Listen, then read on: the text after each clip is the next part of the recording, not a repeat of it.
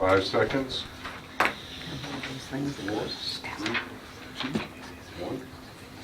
Good evening and welcome to the Town of Auburn Planning Board meeting of Tuesday, December 10th, 2019, now called to order at 7 p.m. The meeting is being recorded and broadcast live by local access programming. Is there anyone in the audience that's recording tonight's meeting? Okay. There being none, please rise and join the salute to the flag. I pledge allegiance to the flag of the United States of America and to the republic for which it stands, one nation, under God, indivisible, with liberty and justice for all. At this time, I'd like to remind the audience, applicants, town administration, each of the planning board members to please refrain from asking questions in regard to all matters discussed this evening without first being granted my consent. So we're going to do the decisions first. 3 decisions last time. And there was also a typo in the previous decision. I just forgot to delete a line. One decision next, so if the board could take a vote to just strike that line from this decision, or I'll follow it all. I'll make a motion to strike the line from the decision 711 South. 711 Southbridge Street. I'll second it. All those in favor? Aye. Thank you. Take a vote.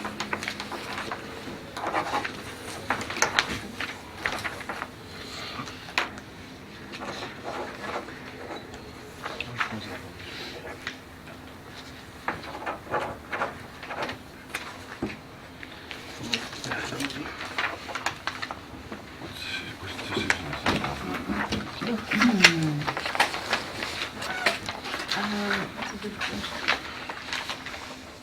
Was that before?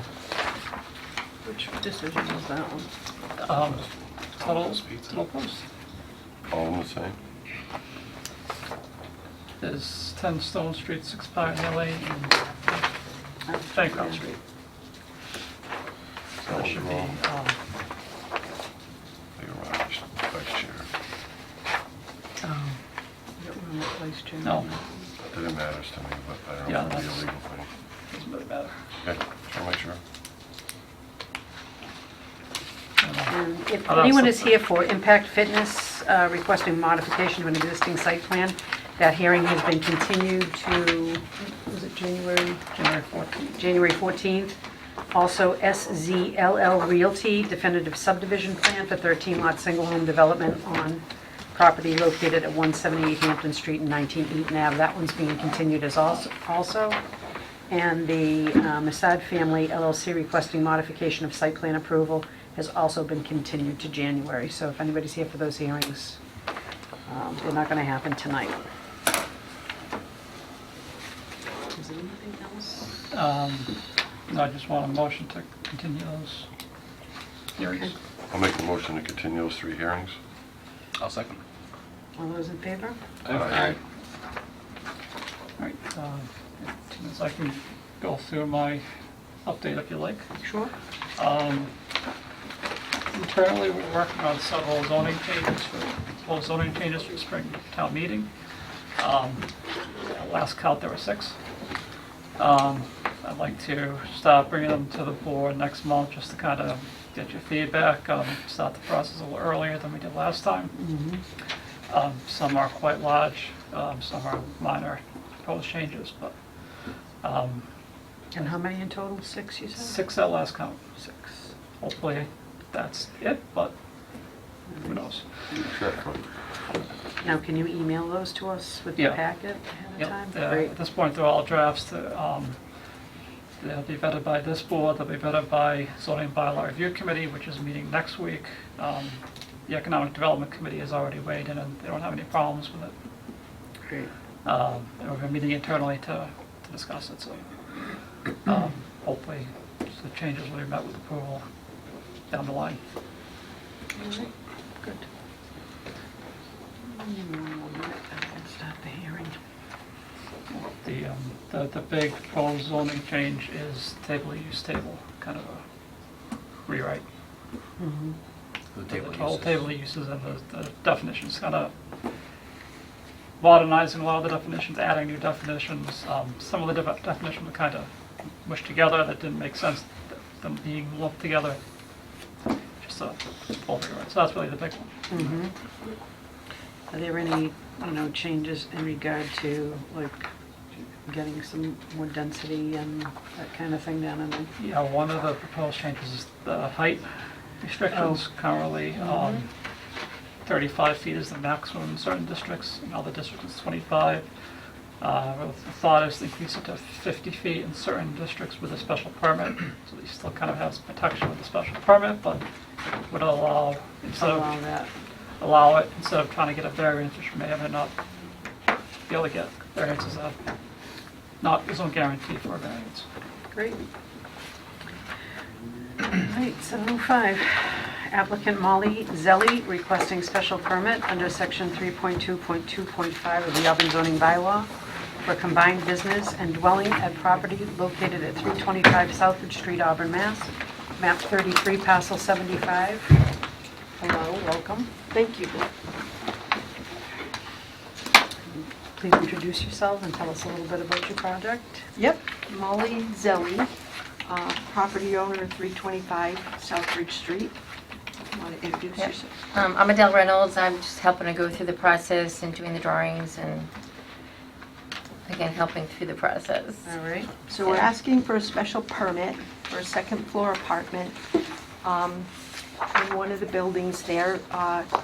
We have, in the past, had a hairdresser renting there. Now it's been vacant for over a year. It's a little bit difficult to rent the second floor with no elevator access. Sure. So we thought, especially with the Drury Square project that's going, and that this possibly might be a solution for us. I think it fits in well with the vision for the area. And so you're going to dormer part of the roof and Correct. create an apartment on the second floor, two-bedroom, as I understand? That's the hope, yep. I know in your I know in your packets you have a small version, but I did bring a big version that helps. Oh, sure. You have one, so you want to do it that side, and they can look at this one on this side. Sure. Sorry, I tried to get it over there.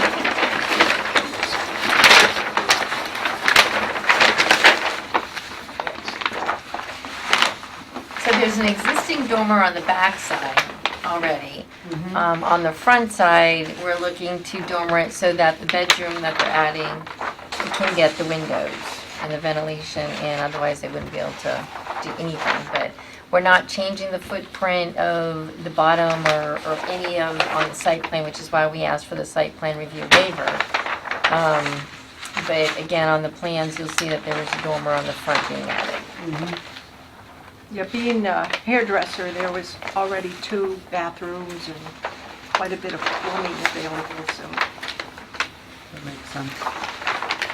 You can see these ones. Yeah. Good layout. Yeah.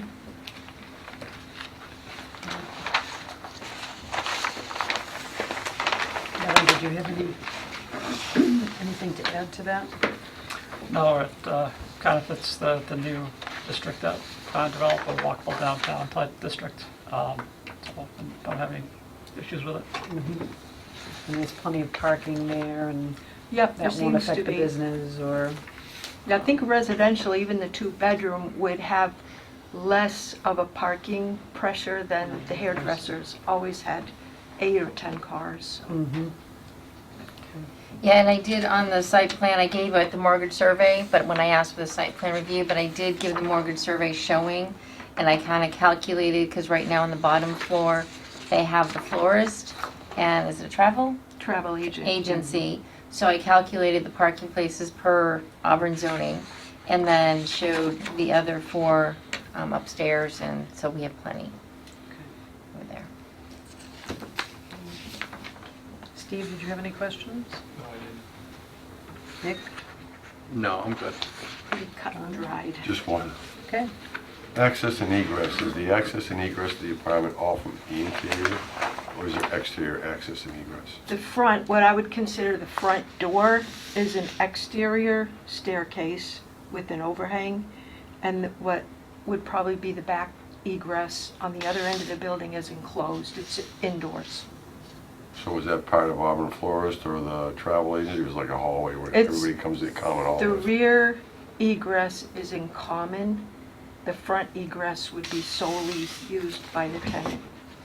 Yeah, so this right here, let's see, this is the salon, so anyways, where is it? So yeah, so if you look at this one right here, from the living room, this right here, the door goes out, stairway goes out, and this goes right down into that parking lot, Is that in the rear of the building? the rear of the building, yep. And then this right here is on the opposite side of the building, again, the rear, but it comes up, there's a door down here at the bottom. And you go in, and you can come up and go into here. There's one on the florist. Yes, Down yeah, in the there's a very door on the bottom, but the left, one on the yeah. florist has front and they have other They have their own egresses. doors. Yep, absolutely. And the same with the travel agency? Yep. Okay. Sorry, yes. Yep. Sorry. I got it. Okay. I don't have any problem. Any comment from the public? Make a motion to close the hearing. I'll make the motion to close the hearing. I'll second it. All those in favor? Aye. Make a motion to approve the special permit and the waivers of, what was it, lighting? There's nothing happening on the exterior of the building. So Correct. site topography, site lighting, landscape plan, site plan, and proposed system of drainage. So motion for the waivers first, please. I'll make a motion to approve all the waivers requested. Do you have a second on that? Okay. All those in favor? Aye. Okay, and a motion for the special permit. I'll make the motion for the special permit. Second? Second. All those in favor? Aye. It is the vote. Thank you. Good luck. Good. So, you'll send, We'll send the decision to, okay, once we meet again, Yep. sign it. okay, but I can get stuff ready to submit to the building department. Okay, thank you. Have a good night, good luck with the rest of your. Thank you. Eversource requesting site plan approval under 3.2.4.0 of the Auburn zoning bylaw for public or private utility facility and property located at 7, 8, 10, and 12 West Tech Drive, Auburn, Mass., map 27, parcels 20, 21, 23, and 24. Good evening. Please introduce yourself. Sure. Madam Chair, Attorney Todd Broder from Fletcher Tilton. Here with me tonight, I do have a bit of a team, so I'll introduce Katie Gagnon, who's sitting here to my right, who's the civil engineer on the project from Langen. And also with us tonight, we've got Ron Miller, who's the architect. And we might have people speak sporadically, but I'll have them reintroduce themselves, but just so you know who's here. Dave Verone's from Cushman and Wakefield. He's the project manager, outside project manager on this one. From Eversource, Armando Pereira's here. He's the manager of the real estate department. Is Jason here? Jason? Yeah, Jason's here. And Jason Plum, who's manager of real estate capital projects. So we've got some expertise to help answer any questions that may come up. You know, predominantly, Katie's going to provide you with an overview of the site plan, but just to give you a little bit of background, we're here for site plan approval on this project. This is up at the top of West Tech Drive. It's a campus that'll be 4 lots that will assemble together. 3 of the lots were recently purchased and are owned by a company called Rocky River Realty Company, which is a holding company for NSTAR Gas and Electric Company. So the occupant at the site will be Eversource. There'll be some work which Katie will describe here, but it's utilization of the old FedEx facility, which closed down some time ago now, and utilization of 3 parcels which have really not been developed before. So a good thing for West Tech Drive, 3 owned parcels and 1 leased parcel, which we can point out. I think it's 12 West Tech, which is furthest around the cul-de-sac, which will be a leased parcel, subject to an option to buy it at some point, which is likely to happen, but the seller wasn't ready to sell yet, so she was willing to lease. So it's under the control of Eversource. So what we're proposing is a new gas operations service center facility, which, in speaking with Caleb, He's couched as a public utility company, so it's an allowed use in the industrial park, just subject to site plan approval. So, just a couple of additional highlights that I thought would be important for you to hear. You know, this facility would service the greater Auburn/Worcester area. It's kind of a regional spot. It services over 70,000 customers. And it'll be a centralized location for both some office staff, training, and training facilities, storage, warehousing, other things that'll happen there, which we'll describe. About 100 full-time employees at the location and 60 to 100 trainees or instructors on any given at any given time who will be using the facility potentially on a daily basis. So, Katie, do you want to? What's that? Oh yeah, just to highlight in case we forget, we did go through the peer review process with Graves Engineering.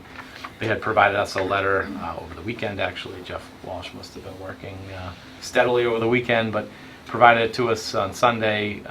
Katie and her team from Langen provided responses and some modifications to the plans to address those questions.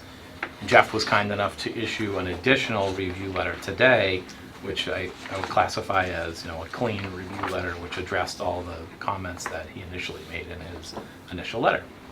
So, I don't think he has any open items, but we certainly will hear from you and anybody else that has questions, and we'll try to address those issues tonight if we can. Okay. Thanks, Keith. PowerPoint.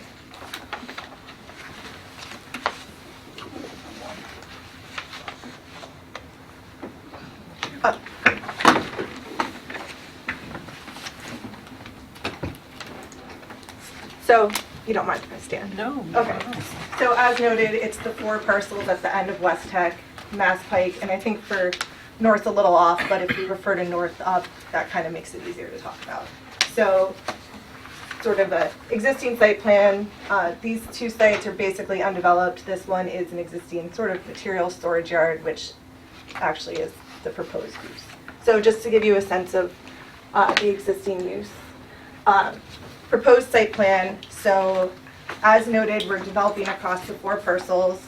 We're maintaining most of the existing building. That little small portion out of the front is being demolished, and we're putting in a new addition. In terms of the building, I'll let Ron talk about that later. But basically, existing building to remain. We're redoing the front parking lot and adding another driveway out on the east side to help with circulation through the site. So the whole parcel will be fenced in with gates to limit access into the material storage yard, behind the building, and then into the training area. So it's sort of one-way access around the building, so this driveway allows trucks, etc., to get out. Public parking is essentially in the front. Employee, fleet vehicles, delivery trucks, etc., would all access the back of the building.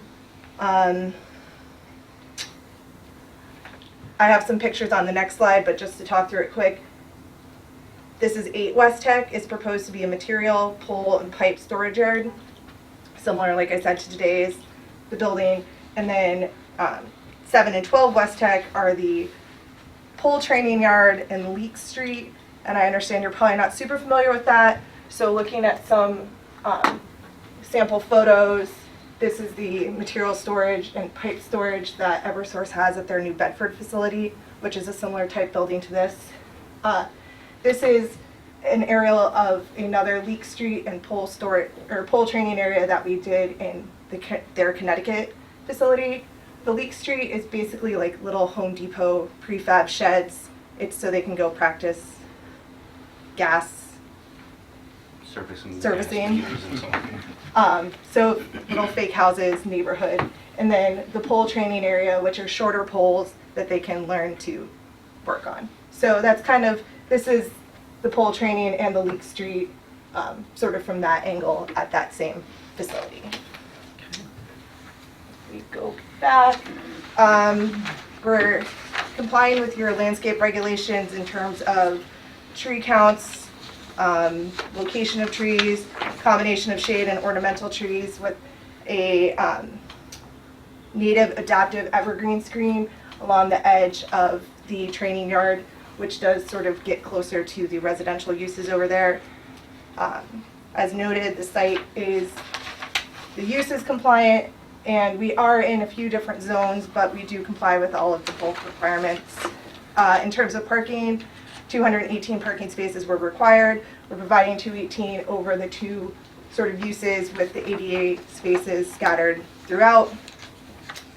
And all of our work is outside the 100-foot wetland buffer. We did do a brief traffic analysis, and we don't believe that this will have any significant impact. And the net increase of trips in the weekday evening peak hour did increase slightly, but anything under 100 is considered just negligible background traffic. So, sort of site plan. Should I just keep going? Or? Sure. Okay. Grading. We are really not touching anything in this parcel. And there's the existing pole line here, so we're not doing any work within that easement area or southwest of it.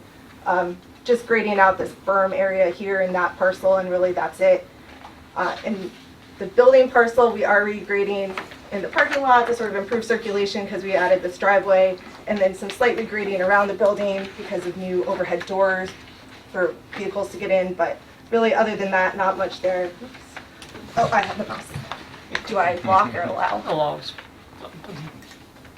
And then through the pole storage, or I'm sorry, pole training area, 5 to 10% slopes to try to limit the disturbance as much as possible.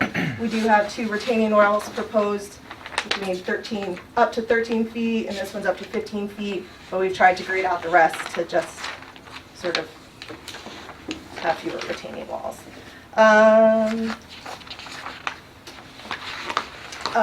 Proposed soil erosion and sediment control measures are shown here, but related to this would be silt fence, backed with hay bales if needed, inlet protection, erosion control blankets on steep slopes, and that was all identified in our plans as well as in the stormwater management report. In terms of proposed drainage, we're maintaining the same drainage patterns across the site. These 2 watersheds really aren't changing at all. This one does go out to the street, but like I said, we're not really modifying any of the ground cover over there. This parcel today grades into this, or drains into this existing stormwater management basin. We're maintaining that. We are proposing to reuse the basin. We're actually decreasing the amount of impervious coverage on this parcel, so it still works. And then this parcel here, just overland flows. We do have a small little pond here to help mitigate some of the peak flows. So we are matching or reducing flows as required for the 2, 10, and 100-year storm. We do have some water quality measures that we've proposed, including new water quality units, a maintenance plan, catch basins with sumps, and everything was designed in accordance with the MAD Deep Stormwater Handbook and the erosion control guidelines. We do have all new utilities to the building, including gas, and then there is some limited utility work on this parcel as well. And then just real quick, site lighting. We are proposing new lights across the site, zoning compliant, LED, full cutoff. Along the building, it's predominantly building mounted, but we do have some 22-foot high poles scattered throughout the parcel.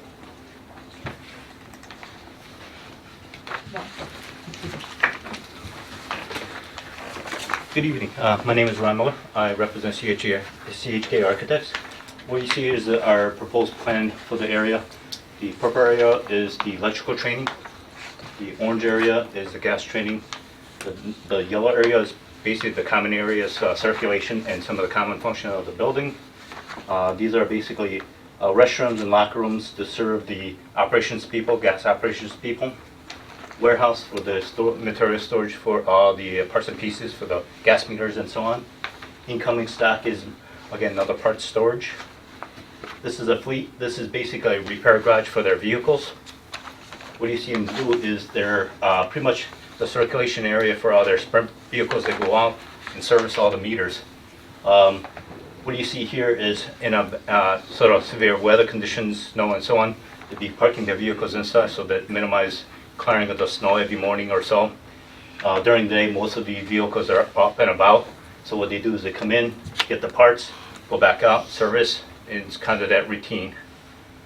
This is the second floor that sits above this. We have 2 staircases and an elevator that services the second floor. Pretty much all the second floor function is the business use of the Eversource group here, mostly workstations, and we have some meeting rooms and also some offices. And that's basically the gist of it. Yeah, elevation-wise, we have pretty much the warehouse is, we're looking to keep the existing footprint of the warehouse. All we're looking to do is basically reskin it and re-roof it. We're actually keeping the existing roof, but we're adding to the more insulation on top to make it more efficient building. And the exterior, we're removing, basically, it's just a metal panel system. We're introducing a 4-inch metal panel system that's insulated for more efficiency, more R value. So we're trying to make this building more efficient. We're also adding this addition here. Again, that's all insulated metal panel system, very light in white in color. And pretty much, again, we're trying to come up with some super insulated products so that we're trying to make this building really high efficient building. We're looking at, for the warehouse, I think we're looking at R30 on the roof and R26 on the walls. And in addition, we are looking at potentially going with the R30 on the walls and R50 on the roof to make it really super efficient building. And what you see here is the existing warehouse portion. These are the additions. That's the front elevation, the front entrance. We have 2 stories here. We got a single level here where we have the training. We got high ceilings in there to allow them to use it for multiple use. On the side, you can see here, we wrap around. We have some overhead doors. We're going to put all new overhead doors. We're currently replacing all of them. Take it, again, make it more high efficient building. Any questions? Yes. So on the, I think it was 8 West Tech, can you outline where the fence is going to be? Pretty much all the property is going to have a fence line. They want to make sure that, the public doesn't stray into this area. This site, we have basically a gated entrance here. This whole area is got a fence line. We have a gate here that goes to the easement area. This, we have 2 gates here, in and out, incoming, outgoing, and this whole area is fenced in, as well as this whole footprint of this training yard is fenced in with a gated, car access gated entrances. Okay. I had another question. So it's a training facility, gas. I'm assuming you're using gas in the training. Is gas let off? Or They don't use it in the training, right? They don't. They probably use compressed air. Yes, we mostly use compressor in the building. There is some gas, but it's kind of like, school has a chem lab, little nozzles here and there. If they needed to have some live gas, they actually use very minimal. The leak street, we call leak street, it's a representation of a street area where they train people how to work on houses and so on. That will have some gas to show them how to work on gas meters and so on, but most of the equipment is operated on compressed air system. And then what type of equipment is going to be in the yard? Are you like heavy machinery? Or In the area? yeah, so outside the building, Outside of the building, there's really not heavy machinery. It's mostly sprint vehicles that basically services your everyday meter. okay. So not in the training yard or anything like Training yard, you will have the utility vehicles for the pole training. You see those utility vehicles with the buckets. They will be here in occasions when they do training for the pole training for the new trainer as they come in. And you'll have backhoes as well for digging. that? Okay. Oh, right, because that's further down that way. One more question. Just take that I one. apologize, I think I closed it.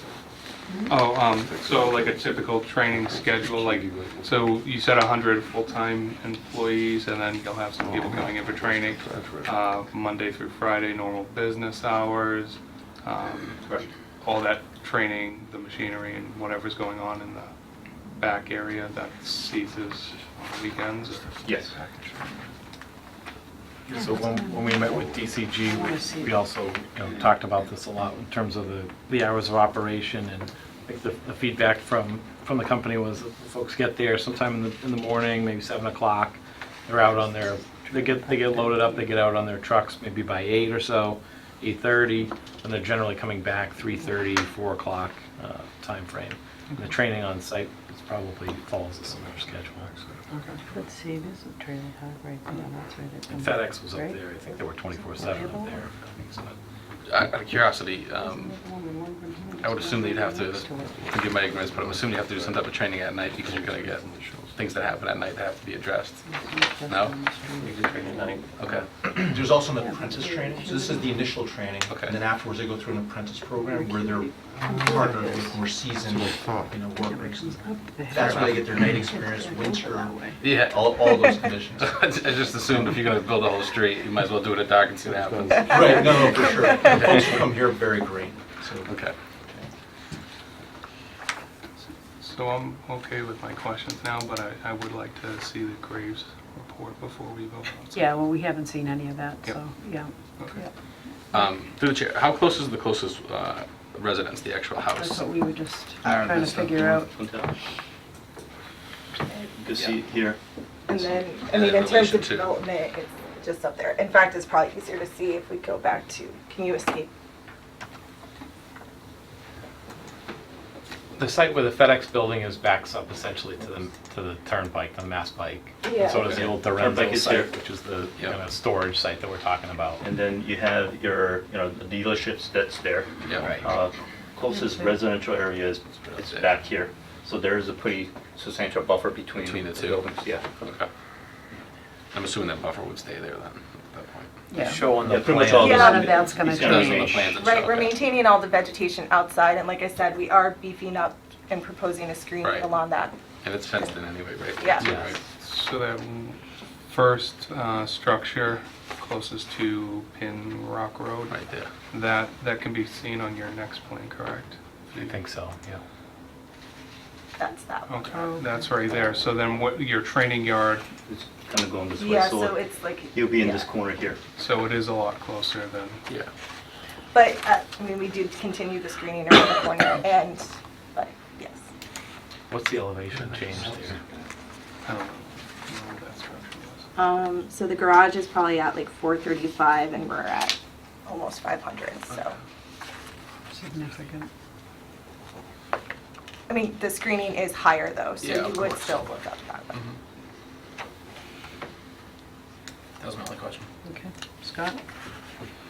I think it looks like a good project. The Mara Vista is close.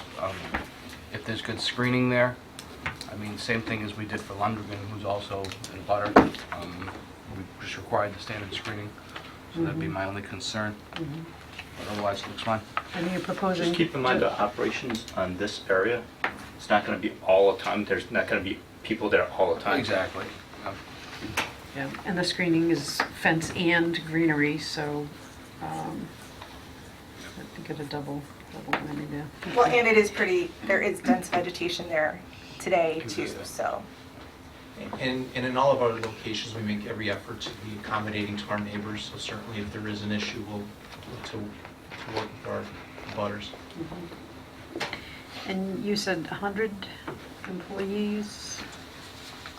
Full-time and then, Right. and then up Full-time. to 100 additional people. That'll be coming on and off the property, training, picking up vehicles? Right. That kind of thing, okay. Yeah, you saw from the color-coded floor plans, the sort of different divisions, and there's an office component, which is more customer service type, type folks that would be Yeah, there. because you did mention all the customers, time. so there would be customers going there, what, to pay bills, or? Yeah. No, none of that, No. okay, so it's not a I- customer It's service pretty center. much You said customers, Sorry. but so that, yeah. It was in No, relation to that- the parking, I think. Yeah. Yeah, okay. Oh, public, in that anybody could, that part's not secure. Yeah, okay, So like if you're training, you may not have like key card access behind the building. all right, thanks for the Through the chair, I clarification. have one more question. Sure. On the right side, does that back parking lot connect to the, no, to the main building? Yeah, right there. Yeah, there's a. That connects right through? This, what do you mean connects right through? It's, Yeah, It's the driveway continuous. continues. there's not like a fence blocking Well, one there's a one part. gate out here. Yeah. Is that what you mean? The traffic flow will be coming in. They wanted one-way flow so that it minimizes, any concern with safety and so on. So what they're doing is coming in, gated, get into the facility, gate out, and so on. So both areas in and out is gated. So fire trucks could get all the way through Yes, though? yes. Yeah, and- we- Okay. Absolutely. And I didn't point out, but there is pedestrian access also. We have, Yeah, I saw that, Yeah. yeah. Okay, all right, that's it. So to park there, you just have to drive right around the back and then park in the front? well, No, you can the get front in. parking lot, you can Okay, get, okay, you I can didn't see it. circulate entirely in the front. Yeah. Thank Can't you. see that from I there? was like, it seems like an elaborate way to drive around the building. And you've been in with DCG, We went to DCG, yeah, probably back in the fall. fire department's okay with the access and, Yeah, I mean, this, Okay. you know, this is an existing building. We're adding on the front and making the full circulation around the building, so it's better than probably ever was. Yeah, right now it's basically, this is the only incoming and outgoing traffic here. So we try and maintain one flow, so it's kind of, for safety wise, we're kind of concerned that having all the vehicles trying to exit the same way coming in. okay. And we did provide the fire truck movement on our. All set, Scott? All set. John, you're up. First question is, I saw a maintenance bay Yes, in the architectural, was there a floor drain in there? yes, and Yes. we are proposing a new oil water separator into the sewer Okay. system. And then, I can't read your third page of your, No one can read that. You know what? I don't know what the verbiage is. It's my notes. No, the details. Oh, Yeah, the specs came up. your, Yeah, description. Yeah, I'm still not sure. I think when it gets duplicated, Oh, your fencing details and so Give on. me an idea, that's what I got. yeah. So you couldn't really review that. But then you get into, on your bollards, you say they're painted, but they should, and you don't really give a color, it just says painted. They should be painted safety yellow with reflectorized stripes. Do they Yes. need, okay. Eversource usually maintains the, the safety yellow all the time. Yeah, but if it doesn't say it on the plan. Well, we do note that the color shall be provided to the owner and architect for approval as part of, but we can clarify It's that. safety yellow. Yes. Bollard safety yellow with reflectorized stripes.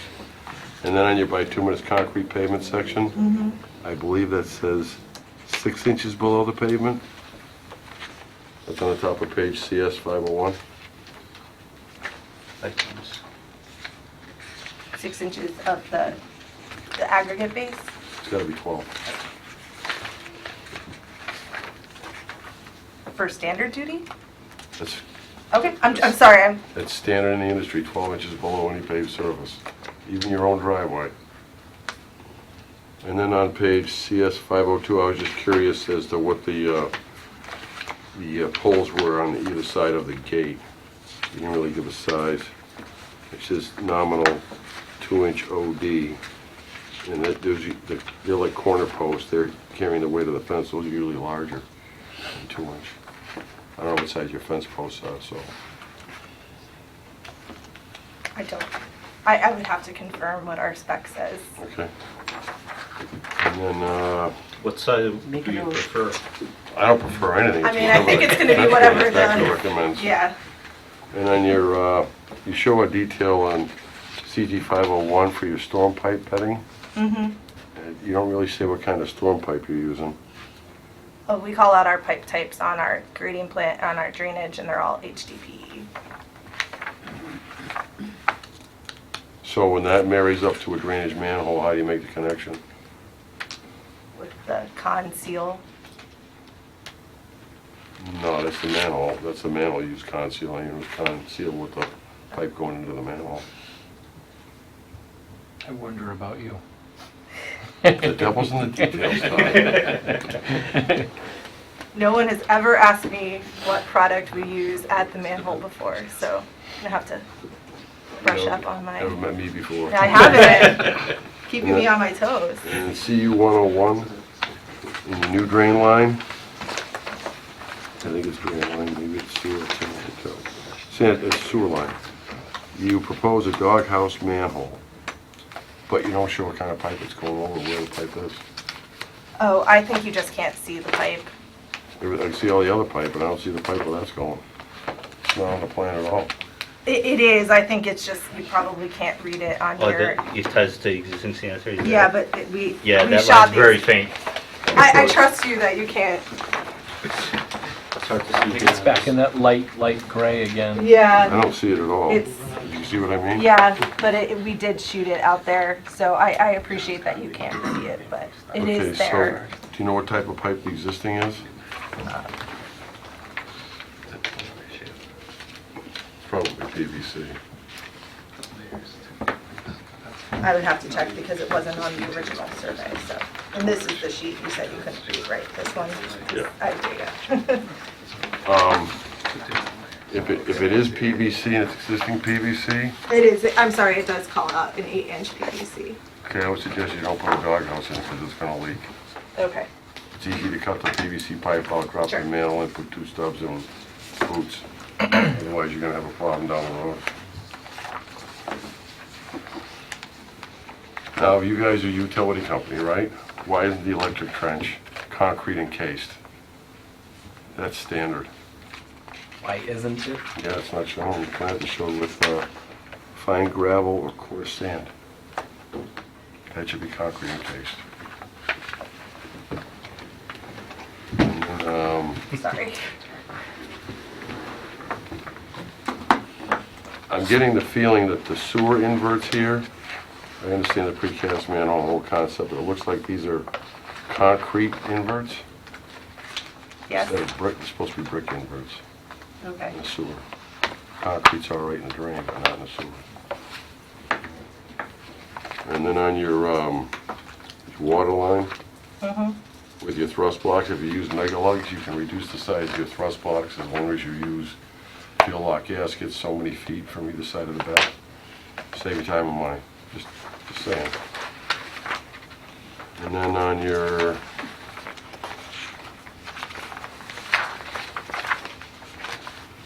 CE 501, the way you show the sill fence, it's where it says compost filler tube and sill fence, which is a wattle and sill fence. Right, you can't lay the sill fence underneath the wattle, that has to be buried in a 6-inch trench. Okay. Otherwise, it doesn't work, it just goes right under the wattle, under the sill fence, and out wherever it wants to go. That's all I got. Really? Yeah? Want me to spend some more time? No, on it? I'm, I was gonna say, that's pretty good. thank you. Just don't give him a page of that he can read, then you're good. I'll give them credit. They didn't quote LeBaron Foundry Fancy Price. I think Mr. Broder's been to enough of those meetings here, that's been referenced. So there was a review done by Graves, Which I however, haven't seen yet. we have not seen it. And even though all of the, i's are dotted and t's are crossed, we need time to review that. So, Did you see it, Adam? Yeah, I came in later this afternoon, I glanced through it, I read it thoroughly. It seemed like everything Rich comment was addressed, but I haven't seen I don't have a copy of the plans yet to really look through, so. are there any comments from the audience? Bill? Bill Coyle, DPW Director, Town Engineer. Couple comments or questions. What is the total area of disturbance that you have in the project? It is, Ballpark, but not the exact. well, let me just, 9.2 acres. Okay, are you proposing any phased construction, or are you planning on clearing and disturbing the entire site at once? I would expect it's pretty much all at once. Because, in my experience, anytime that we have a project of this size and we open the entire Well, to area be up. fair, the 9.2 would include like the Sure. disturbance over there, but Yeah. over here is probably only like 4 acres, so that Right. would be a little less. I mean, the training area, to me, you have fairly steep grades Yeah. there. I just think that you might want to look at, and the planning board might want to also require phased construction so that we disturb one area and we stabilize it and then disturb another area. We've had too many projects where downstream, Yeah. as much as we think they're controlled and we get you know, a 4-inch rain event in 24 hours, and it's just a mess. So I would just recommend that we look at some kind of phasing for the project. Just to speak to phasing, though, kind of ties into, I think, the hope that there would be, in the immediate future, a use of the office, of the warehouse/office building very quickly. In fact, we contemplated sort of bifurcating this project and coming to you with just the building site. Sure. So that we could get going on construction. I mean, they want to pull building permits Sure, I mean, as soon as possible on this stuff. If it works for Building. your client, if it's the building in that top area being phase 1, and maybe the training facility either done in a separate phase, or considering the steepness of the grade, whether or not you even do that in 2 separate phases and stabilize it and move forward. But that's the flatter section, so probably less of an issue for construction. So I don't disagree with moving forward with that, settling in first. Yeah, I think that's the primary focus in the short term, is to get the building Right. up and going. They, So could we do a phased deployment then of the training yard, and what period would you suggest between phases? Well, my own thoughts looking at it would be maybe the training yard is done in 2 phases, and that upper portion of your building in that parking lot, considering it's fairly flat in that area, you could potentially do all that in 1 phase, as a separate phase, if the board is agreeable. Just a thought, you know, having seen a lot of these construction projects, we all have good intentions, and then, you know, things unfortunately don't always work the way we planned. In that training facility, those roads are all paved? No, they're gravel. They're gravel. Okay, when I saw the gray, I was one. So gravel, now what's the grade? Yeah, it's steep. 10%? I mean, that is a concern, that gravel typically doesn't hold up well with steep grades. We could look at potentially paving just the steeper parts of it. I certainly would. I mean, if anyone's lived on had a gravel driveway or on a private road, 10% is a pretty steep grade for gravel. It's going to wash out. So I would suggest you look at maybe paving the steeper areas.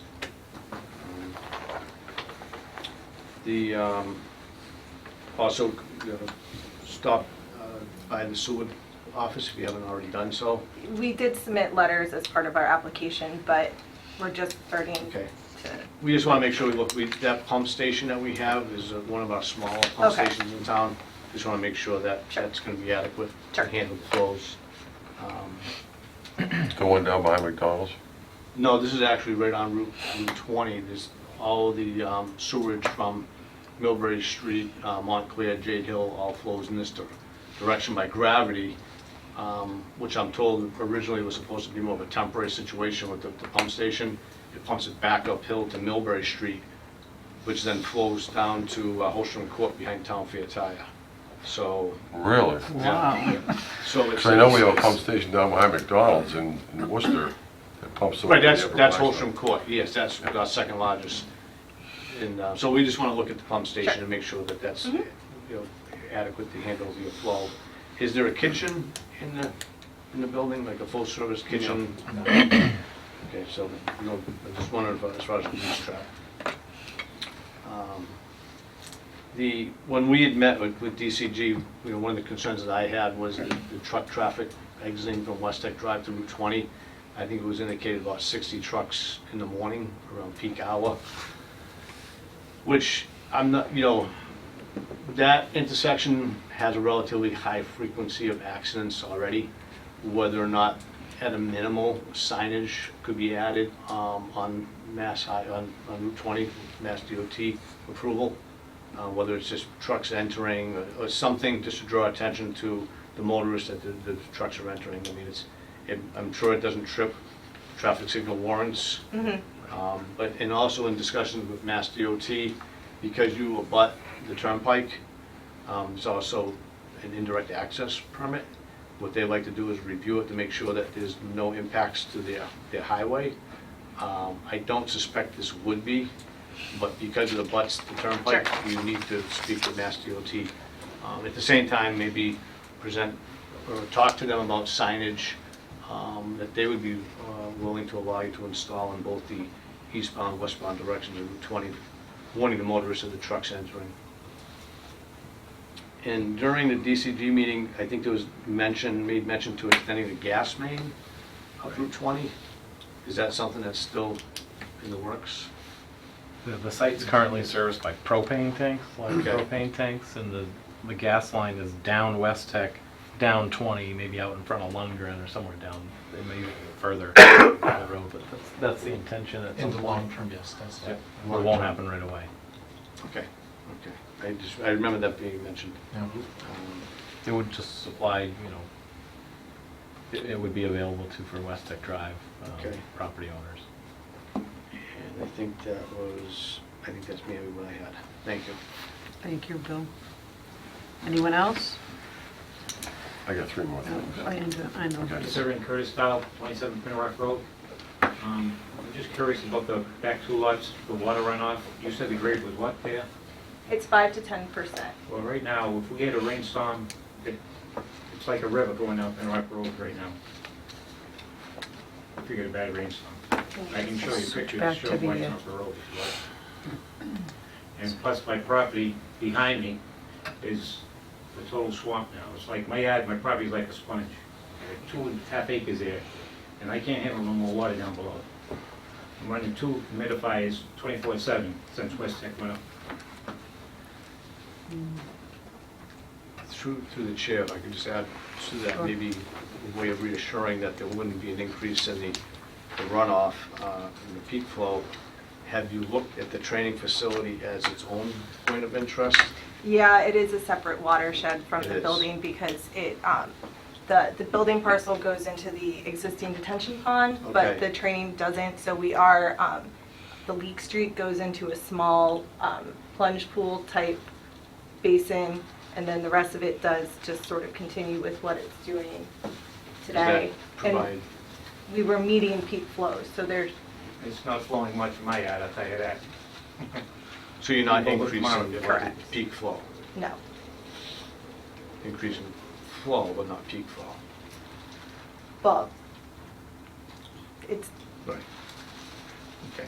The majority of that training yard area, right, I mean, it's not all of the acreage that is owned is being developed, and the majority of it is pervious, right? correct. I mean, there's the mixed gravel, which is partially impervious, and then it's grass under the pole areas. So, right now it is wooded, but it's very rocky. So I don't want to say you would. It should change kind of what it's doing. So through the chair, if we increase the impervious area through pavement, then we'd have to increase We would your have to adjust that detention area. slightly. Okay, thank you. Anyone else in the audience? John? 3 more things. In your gas main trench, I see you have the tracer wire, but you don't have any requirement for warning tape. Then you mentioned, Details are going to be much better now. Sorry. retaining walls. Mm-hmm. How high are the retaining walls? There's no detail on the plan for it. Well, we're still developing the detail, but they're up to it's up to 15 feet, so they would be engineered retaining walls. Okay, so what goes on the top of the retaining wall? Fence. How high is the fence? I mean, Oh, it's the same, there's no I mean, detail, I there's would, no design, so I okay. have nothing to look at. Isn't that the perimeter fence? Yeah, which we're calling out a 6-foot-high chain link, but Because I don't know if you got cars parking up near it or... no, well, that's a lie. There are, on the south side, there aren't cars, but parking against it, but there is a driveway, and there will be cars parked against the northern one, but that one is a cut wall instead of a fill wall, so you're at the bottom of it.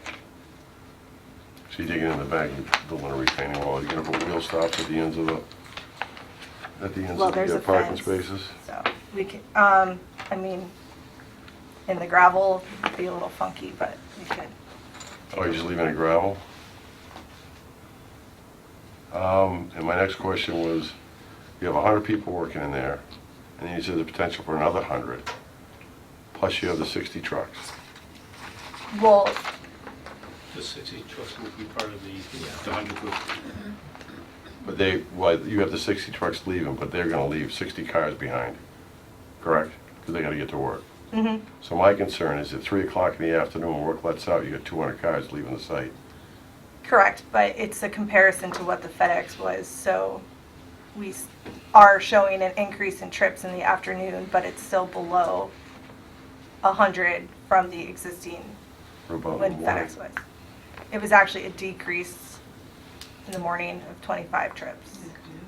And it's all when the Going out peak of there, too. is versus, Because if you have 100 people that stay there, or leaving 60 trucks, and you have another 100 trainees coming, and that's 200, mhm. right? So how can it decrease in the morning? You can't have less coming in the morning and more leaving in the afternoon, is the way I'm looking at it. Oh. It does normally work that way. It's like the distribution of it because of, it's not really like shift changes where, you know, it's like a distribution center and everybody comes in for the same time, like, you know, so it does vary because if you finish working a little earlier that day, you would leave. You mean you don't have to work until, well, it's not like a shift change, so it does vary. Right, so the crews come in, I don't know what time they start, 7? What time does training start? 7? 7:30? Well, right, we assumed, No, it's probably closer to 8:39, because most of the crews are traveling from all over the state of Massachusetts, so we factor in the travel time. I don't understand the answer. The crews will start later than 7. The arriving crews, the gas operations teams, will start at 7, but the training crews, I'm sorry, I should have said training, begins later. Okay. So there's a lull between the two. There's a little lull between. I'm just wondering, we gotta put a traffic light up there. Right. On West Tech? No, on Route 20. Sure. Well, I'm glad it came up because I think what we've talked about is that, you know, the traffic that we're producing doesn't trip the warrants, as Bill referenced. So, you know, when we first started talking about this project and talked to DCG, we suggested we would love a light, to be honest, but if it doesn't meet the threshold, it's not going to happen. Okay. So that's That was a sort of worthwhile question. Yeah, no, I mean, it's not, it was one of the first questions asked when we all started talking about this. Through the chair, I mean, have we looked at what the warrants are, and do we come close to meeting any, a peak hour warrant? we have not looked at them. I mean, we were, based on our traffic Yeah. analysis, we didn't think we needed one. And we did look at the accident data, and, you know, you say there's a lot of accidents, but I don't know that it really translates, like, it didn't strike us as concerning when we reviewed it. I can tell you the police respond to quite a few accidents Mhm. there. So I'm not sure if you Maybe it's- researched it through the Auburn Police Department or through the registry. I'm sorry, it might have been, I'm not sure. So my only concern would be is if you're gonna reach out to, you have to reach out to Mass DOT Right. relative to the indirect access permit. I would suggest talking to Joe Frawley, the traffic engineer, Okay. in the district, which I think I mentioned at the DCG meeting. Very likely you don't trip any warrants, but certainly I think it should be discussed with Mass DOT. And they don't typically signalize a intersection with just a peak hour warrant only. But where you are close proximity to other signals, they might look at other warrants, so. Sure. It's worth the conversation. Definitely. Any other comments from the audience? Okay. Guys, anything else? All right, and so until we see the Graves report and are able to review that, we'll just continue the hearing to... So Madam Chair, I just would point out, you know, when we started processing our applications and making filings, we were on a timeline anticipating we potentially have that second November meeting, which we didn't end up having, which I completely understand. We had, you know, submitted much earlier, you know, in anticipation of hopefully having Graves do their review, have it come back, try to address those questions, so that we came in here, we would accomplish what we have, which is a clean review letter, so that we could potentially, you know, close the public hearing tonight and move on with an approval. The reason I say that is we're going to lose a month or so between now and your next hearing which is kind of time critical for the project and moving forward with getting operations in there in a timely fashion. So I know you haven't had time to review the letter. I mean, I have copies I'm happy to provide to you. You know, And we can We read have them through it as if well. you wanted to. We have them as well. But there really aren't any comments that are outstanding. Bill has Ways to be raised some raised. other items that we'd like to see you discuss with Mass DOT. We'd like some answers on those. I'm not sure we're going to get an answer from Mass DOT before your next meeting. Well, how long ago was the DCG meeting, Bill? Fall. Month and a half. Yeah, conversation could have happened with Raleigh in that time.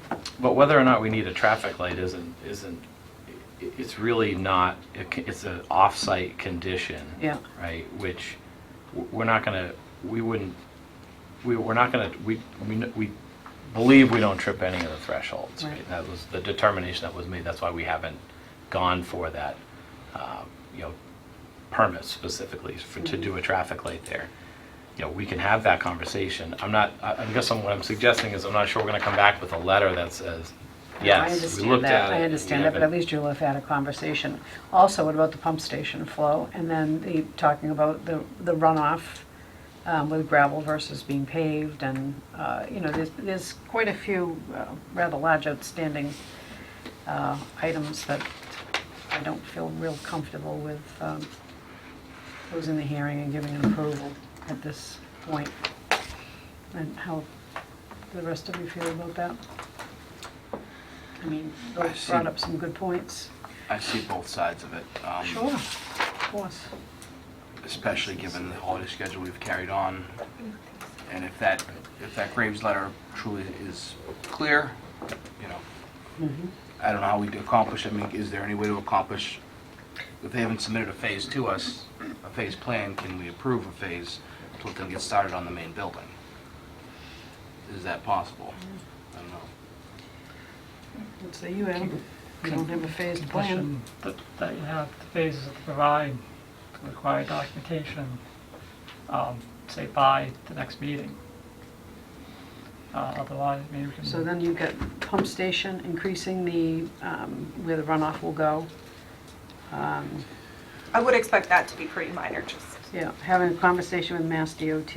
Yeah, and the pump station, I mean, we didn't really address that. When you look at the building, I mean, Ron's the architect, and people in the room probably know better than I, but we're adding about, 20,000 square feet of building space. Yeah.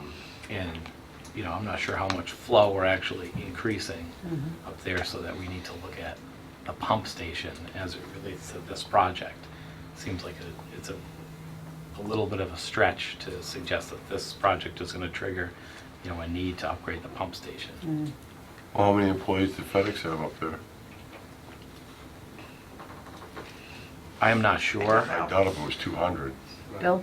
I think it's certainly something that has to be addressed prior to issuance any building permit. So we could handle that through that fashion. Probably more of a concern would be that if we add pavement to the training facility, that changes the hydrology calculations, so that would have to be reviewed by Graves. So, I mean, there are some changes, and we've had projects before that we approved with conditions, only come back to haunt us when we do that. And we've got engineered retaining walls with no details, fences, designs. We've Well, there got, is a you know, fence, but we were just doing geotech on site this week, so. I'm really feeling pressure to, make this happen, and I'm not comfortable with it, but, I John? agree. Scott? Nick? Just for clarity's sake too, I agree to your point where it does seem like when's our next actual meeting? January 14th. Okay. The next normally scheduled one is December 24th. I'm not coming to that one. That's gonna be hard to know for me. No, I guess in that sense, we're just sort of a victim of the calendar, the Thanksgiving week one. I understand why, you wouldn't want to have that time bogged down either, and then obviously 24th of December is not on anybody's calendar to do anything other than, celebrate with family, et cetera. So I understand that we're victim to the calendar. It's costing us a lot of time on the project. But you look at the bright side, Todd, you get an extra day in February. Leap year. We don't have Okay. a meeting that day. I understand, there's issues, we need to address, so Absolutely. So I'll Take those entertain in a order motion and- to continue the hearing to January 14th. that's why you like So me, moved. apparently. Second, Second it. any further discussion? All those in favor? Aye. We'll see you on the 14th. Okay, thank you. Thank you. Thank you. Get me hard copies, like, instead of the last ones.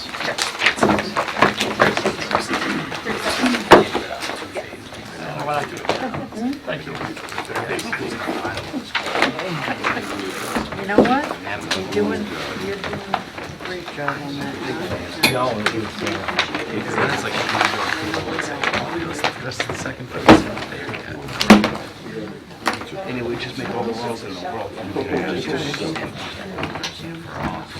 Adams. They say, when you have something like this, is it possible to split it and say, okay, well now this faces and 715 applicant CGT Inc. requesting a special permit and site, That doesn't even happen. and site plan approval under 3.9.2.2 of the Auburn zoning bylaw for a drive-through coffee shop located at 711 Southwood Street, Auburn, Mass., map 61, parcel 37.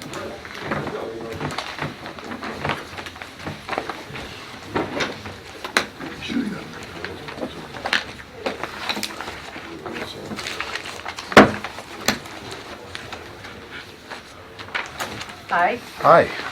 could you please introduce yourself? and- Sure. For the record, my name is Philippe Crevo of our Levesque Associates. Here tonight representing the applicant, CGT Kevin Simon, Inc., CO Kevin Simon, for the special permit and site plan application for the proposed site improvements at 711 Southbridge Street, Route 20. I believe the board is familiar with the location. It's the Auburn Plaza where the TJ Maxx, Park and Shop, and a few other, there's a restaurant, Jasmine there, and a AAA office as well. In particular, where the proposed site improvements are being proposed is, there's a small existing building, formerly a jewelry store. You can see up on the AMF Jewelers. So just to kind of recap the existing conditions, the existing site where all these proposed site improvements are being proposed is 100% impervious. There's just a sea of pavement out there right now, except for some minor landscaping around the existing building. What we're proposing is to obviously demolish that existing building, relocate the new building, which is about 841 square feet, off towards the west a little bit from where that existing building is located, in order to make some setback requirements to the property line. Where we're proposing this building, it butts the property line with the existing Friendly's restaurant right next door. And what's kind of unique about this situation is that there's a low point, there's a drain inlet on the site behind this building. Can't really see it. It's right here on the site plan. That side of Friendly's parking lot actually drains to that inlet. So they have a series of curb openings instead of having just a wall of curb, they have a curb that has openings in it to let the water pass through to get to that low point. So that's an existing conditions that we have to work around. So if you notice that on the proposed site design, there's the landscaped island along that property line mimics those, is right directly adjacent to those curb openings to keep that stormwater runoff access to that low point. So just so as far as the proposed site improvements are concerned, there's an existing access to the site, which we're looking down the driveway right here. That is going to be maintained. That'll be the main access to where this is being located. I don't think I mentioned what it is. This is going to be the new, it's a proposed drive-through only coffee shop. Cat's out of the bag. I think it's going to be a Dunkin' Donuts.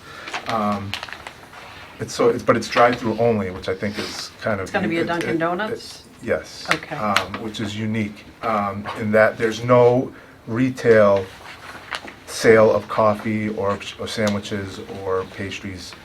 So there's no pedestrian access to the interior of the building. The parking lots, the parking spaces you see adjacent to the building are there to accommodate the employees for the drive-through, for the business. So that being said, we have met with the DCG. There's we got a lot of good feedback at that meeting. We have revised the plans based on that meeting, but we are waiting for the peer review comments to come back. So fully aware that this meeting will be continued to the January meeting, which will actually give us a chance to kind of address the peer review comments and produce a complete revised set of plans rather than issuing multiple revised sets. I think it's the cleanest way to go. One of the biggest concerns that I feel that came out of that meeting was obviously the impact to the existing parking lot. The proposed site plan is going to kind of encroach on some of the existing parking spaces of the site, mainly to provide the drive aisles for the drive-through and the bypass lane. We have, so we're going to impact that, but that'll be addressed through restriping of the existing parking lot to go to get two-way traffic in all directions for the site. We have met the landscape requirements per the zoning bylaw. We're in a highway business zone, so everything has been addressed. Hopefully the peer review will state that as such. All utilities will be accessed off of Southbridge Street. They're all currently accessed there now, so it's reconnecting those utilities to the new building. We have received two review letters, one from the building commissioner, that he has, he stated some concerns. We're certainly happy to discuss those and address those as kind of we see fit. Water department, we also received a letter from the water department. But that's more technical, new 2-inch water line to the proposed facility and things along those lines that you want to see on a site plan like this one here. Not surface improvements, I should say. So that being said, I think I'll just turn it over to the board. I can answer any questions, and hopefully have an answer for you. Steve? So the parking spaces there, are you counting any in the rest of the lot, or is it just specific to this building? So the way that the parking chart was calculated was for the entire facility, for the entire site. So there's one thing we're working on right now is, actually I think Bill recommended it, I think we're going to end up doing it, is actually going into each one of those spaces like TJ Maxx.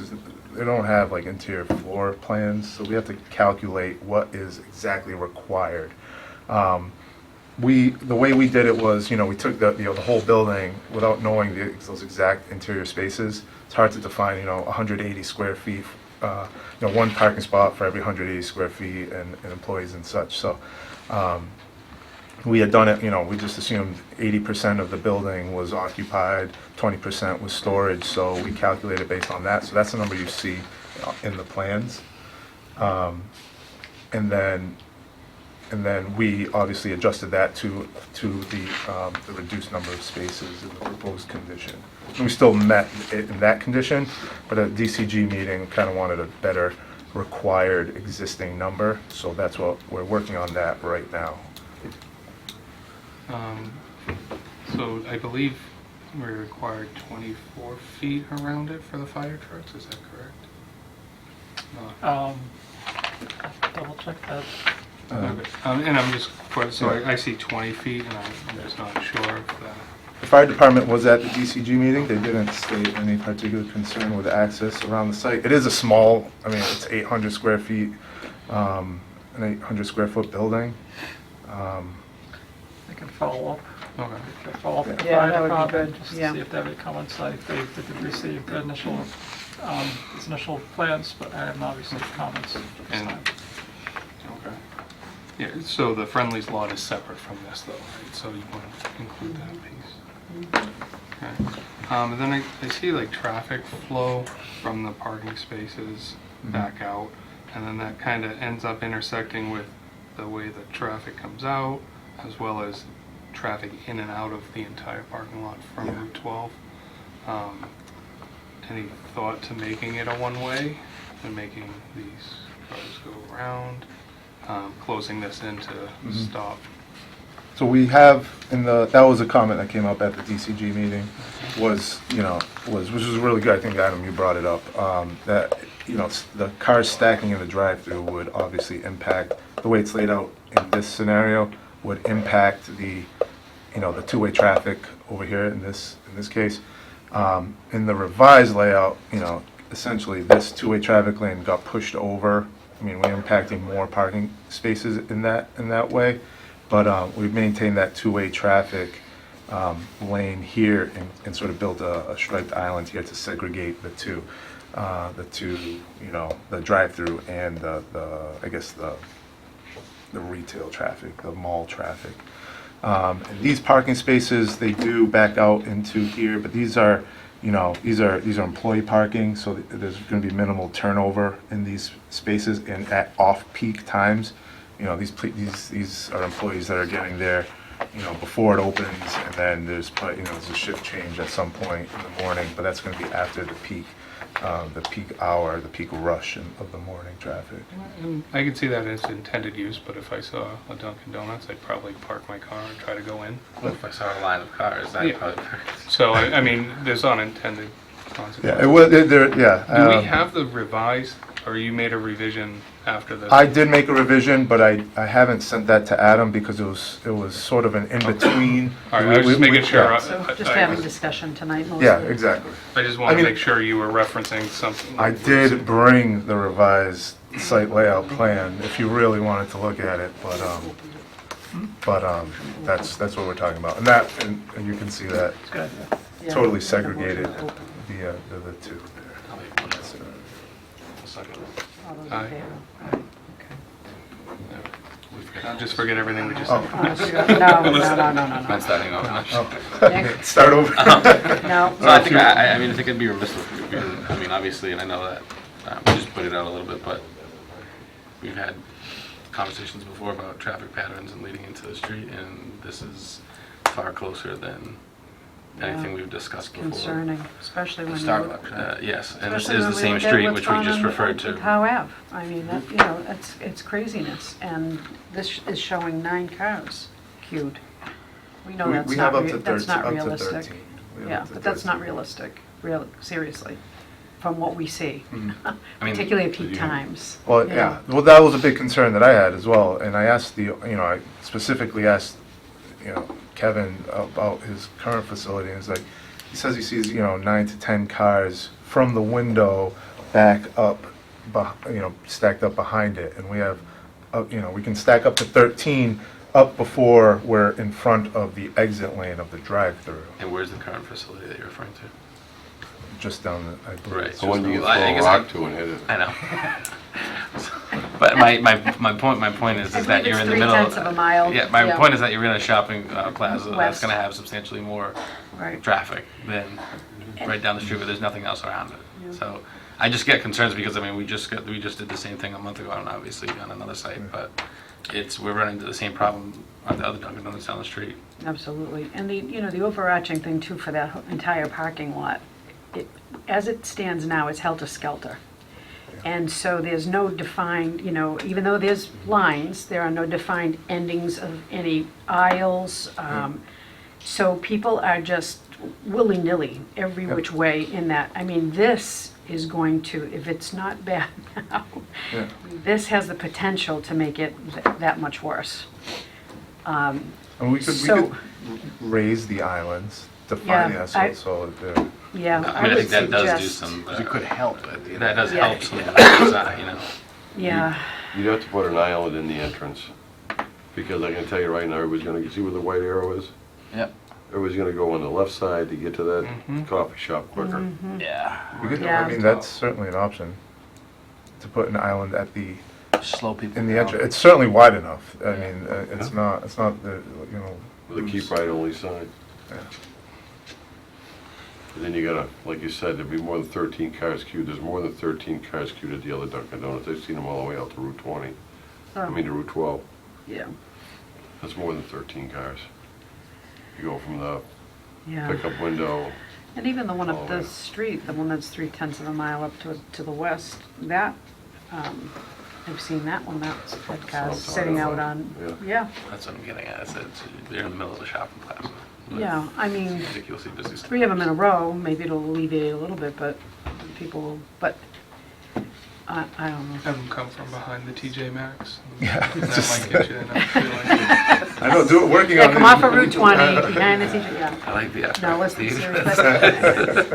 The whole thing is concerning. I would, you know, ultimately, if we had our say, I would say that that whole parking lot would have to be upgraded with this proposal to When you say whole parking lot upgraded. the what do whole you- parking lot, you know, berms at the end of each one of the aisles or curbing and, you know, like a real parking lot to prevent, with stop signs and travel lanes and people having to, you know, say, take the Simon Mall, you know, there's actual physical travel lanes with stop signs and right turns and left turns and, like I said, it's helter-skelter. Yeah. And, you know, with the 2 openings, people are just shooting in. Actually, and then the 3rd opening off of, what's that little side street there? Prospect. It gets crazy. it's crazy in that parking lot, because believe it or not, the other night I was down by TJ Maxx. I saw somebody driving out, and there's a cart right underneath the light where the lamppost is. Boom. Drives right in it. Didn't see it. So I think this is going to add to the chaos. So would there, I mean, I understand the queuing up into the entrance, right? I understand how that Yeah. can be concerning. Is There's there- certainly other options to reconfigure the queue line to go maybe somewhere else on the property so that it doesn't go right up into the entrance maybe. You know, and this parking lot kind of takes an L to the left. Correct. Is there potential for that? I mean. Well, not, the Could whole you thing run- with these buildings is visibility, right? So you want to be able to see the building. So I think the building location, not that it's locked in, but, you know, somewhere in this, sort of along the frontage of Southbridge Street. You don't want to tuck the building out I'm back. not suggesting that. But, I'm really suggesting. Bring the queue around. The queue would the- have around to start the way other out in the side. back. Could, even on the entry into there, if you separate it where you have to go in to the parking lot and have a different queue, that way there isn't that crisscross pattern, which this. Well, that becomes a one-way entering the parking, which is what I think would make the most sense, instead of having people, like you said, John, they're just gonna come in and they're gonna go straight for that, no matter what's coming up out of that. Yeah, so yeah, definitely have, like, you know, the entrance, let's call it, to the drive-through, you know, somewhere else, so that, you know, they're not coming in and veering straight off towards the building. They have to actually go in and around. And that, again, with normal travel lanes and things within that parking lot would make that, you know. How far is it from the building Left turn out of there. to the L where the parking lot takes a left? From the building, excuse In the me, existing building now, Yeah. in the back of that, or the south side, I should say, what side it is. Yeah, from right there. How far, what's the distance from that, the edge of the building there? Yep, all the way to the corner of the parking lot, down way with a trail truck, right there, yeah. About 120 feet. I'd make that a whole island. it's almost what we have. I don't see it, but We're coming Yeah, all the just way coming- down to the property line where the end of Friendly's there. That's this line back here. That's that Then- line. No, this isn't. And how far are you moving the building to the left on the page? It'll be about 25 feet from the property line. Does that meet the setback requirement? Yes. But that whole So- front area there, Bill, is that town easement there? That green area in front of the building? The green area? Yeah. The state. Well, That's the Well, it state? kind of cuts through the Yeah, I middle don't- of it. I don't think the state would own all of that. I think they might own maybe 10 feet off the curb, I would say, a berm. If I could, my concerns are, as echo what your concerns are, the internal traffic flow. Internally within the parking lot, but also on Route 12. Even with the aerial view, if you look at it, we pan to the left, you can see we're coming into the left turn lane, Prospect Street. If, one of the Pan things, over it a little bit. it's, so you're not in the turning lane, so you're in a through lane, so any additional traffic on Route 20 westbound turning into that driveway is just that much more turning movement, especially in the morning peak hour.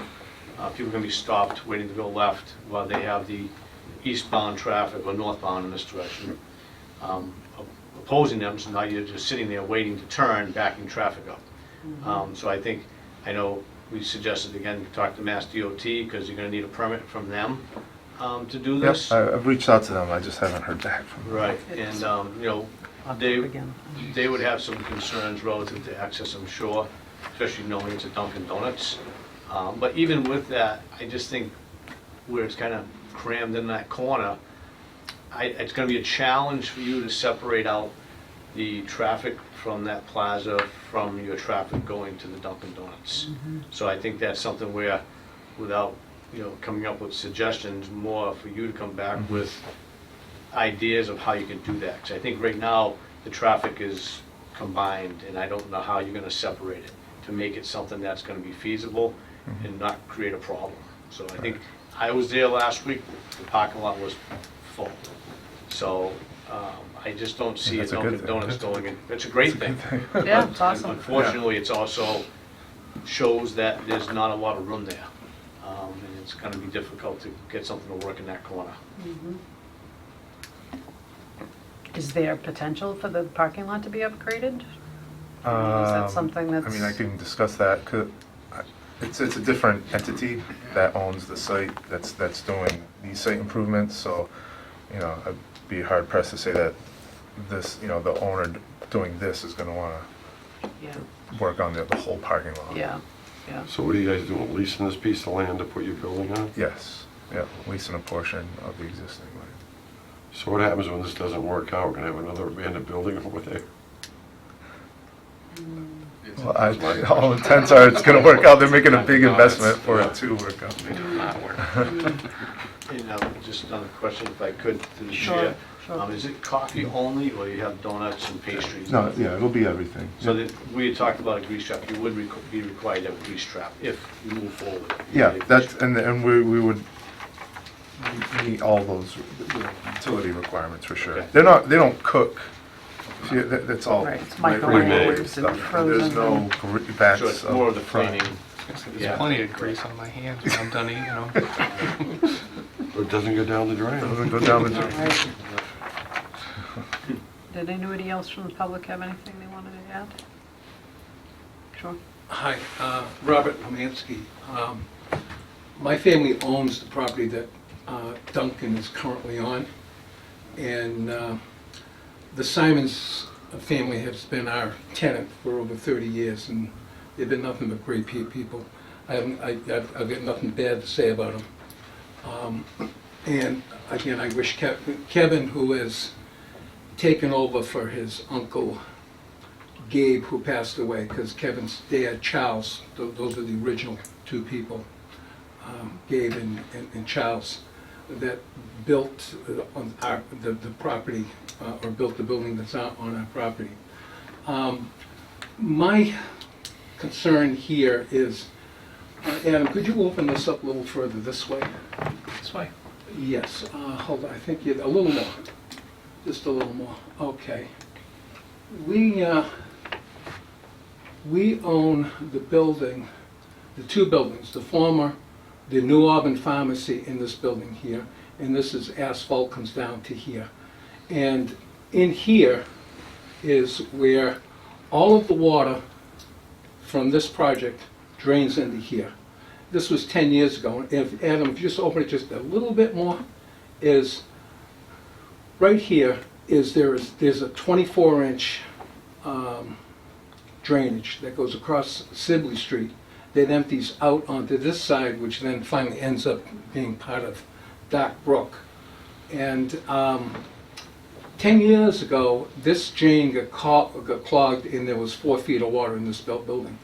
Mr. Coyle probably can attest to this. The last couple of years, Adam, if you just swing that up a little bit, is a little more so we can see Route 20. Yes, a little more. Okay, and now go west. Right here on Route 20, occasionally there has been flooding to where the water has backed up and can't get through here. And I understand. The Auburn Plaza's been there since I was 10 years old. Again, it's been there a long, long time. But what they don't have, and again, I read the narrative that you've got here, is there's a couple of things that I believe all of this water sheets this way here. And there's one, there may be a catch basin here, but there's one catch basin here, and then it dumps out into this area right here. And in fact, in your narrative says that there are no wetlands. I'll give you a sheet of paper. Okay. I'll give you a sheet of paper that shows that there's a wetland here. And in fact, if you sent a biologist over there, he would tell you all of this growth here is indigenous to wetland growth.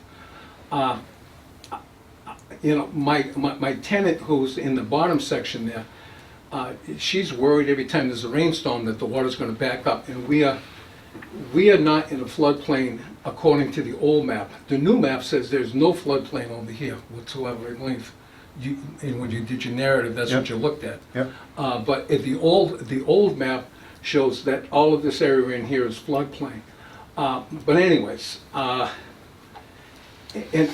again, I don't want to put this on the back of Kevin Simons. Is look, you're replacing a 540 square foot building with an 840 square foot building and making a statement that there is no increase in runoff? No, not an increase, correct. Is that because you're adding the greenery that's going to go around here? There's a reduction in there's a total net reduction in impervious surface. But I think, Madam Chairman, to get to your point, is it'd be nice to just redo that whole parking lot. But being a fellow snowplower from years and years and years ago, we used to hate those mediums, because all you do is hit them and either break a plow or you end up messing up the, if they're asphalt, you end up busting it, or if it's granite, you break your plow. And granted, they I think it's, my neighbors from Charlton, Pete Vidge and Charlton Well, that does the snow plowing there, and I believe this is the area where they put all the snow. Now, this is the new home of Domino Pizza, which they're just getting set up now and getting ready to open. And again, I wish Kevin all the luck in the world, but the thing is when you're going to go and you've got the two-way traffic here, and to bring traffic in this way and then have them queue around the building, are these people going to be in a mandatory right, or what happens if they want to go west?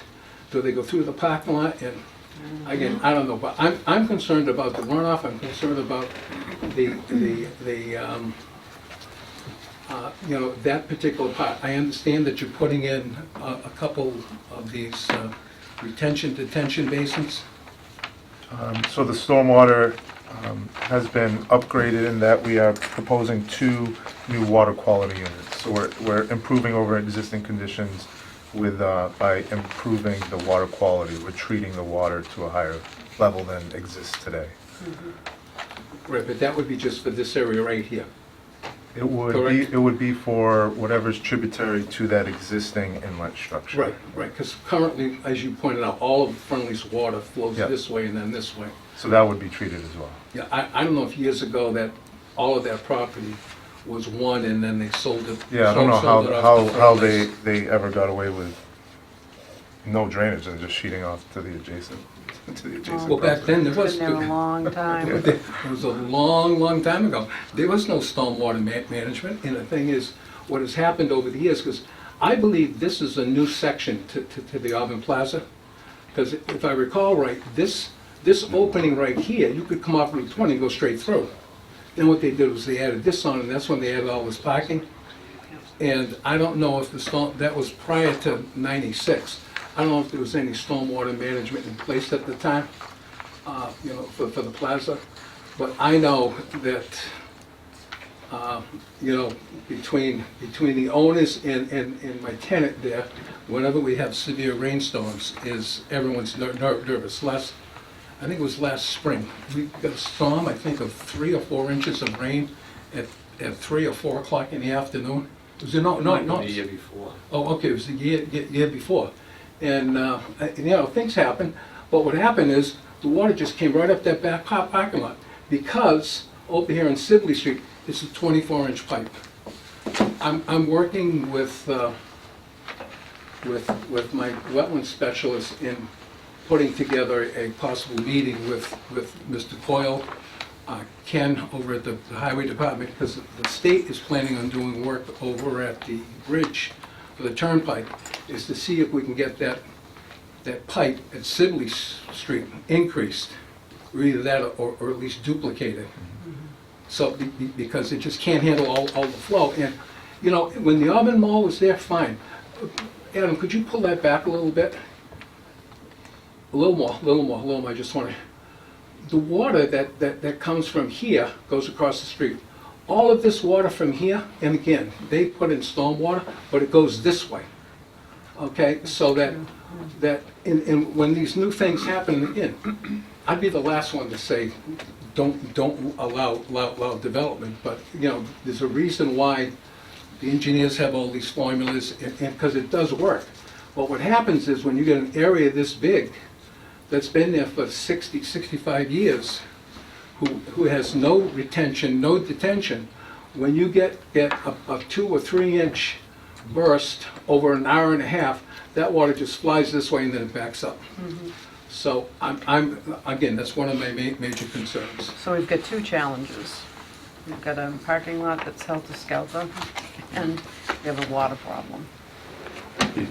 But his actual area is going to reduce the Reduce it. watershed. Right. Because even if he just extended the building, Yep, you haven't increased the watershed because it's taking the place of pavement. yep, Pavement's impervious. So yep, by adding the islands, he's reducing the total runoff.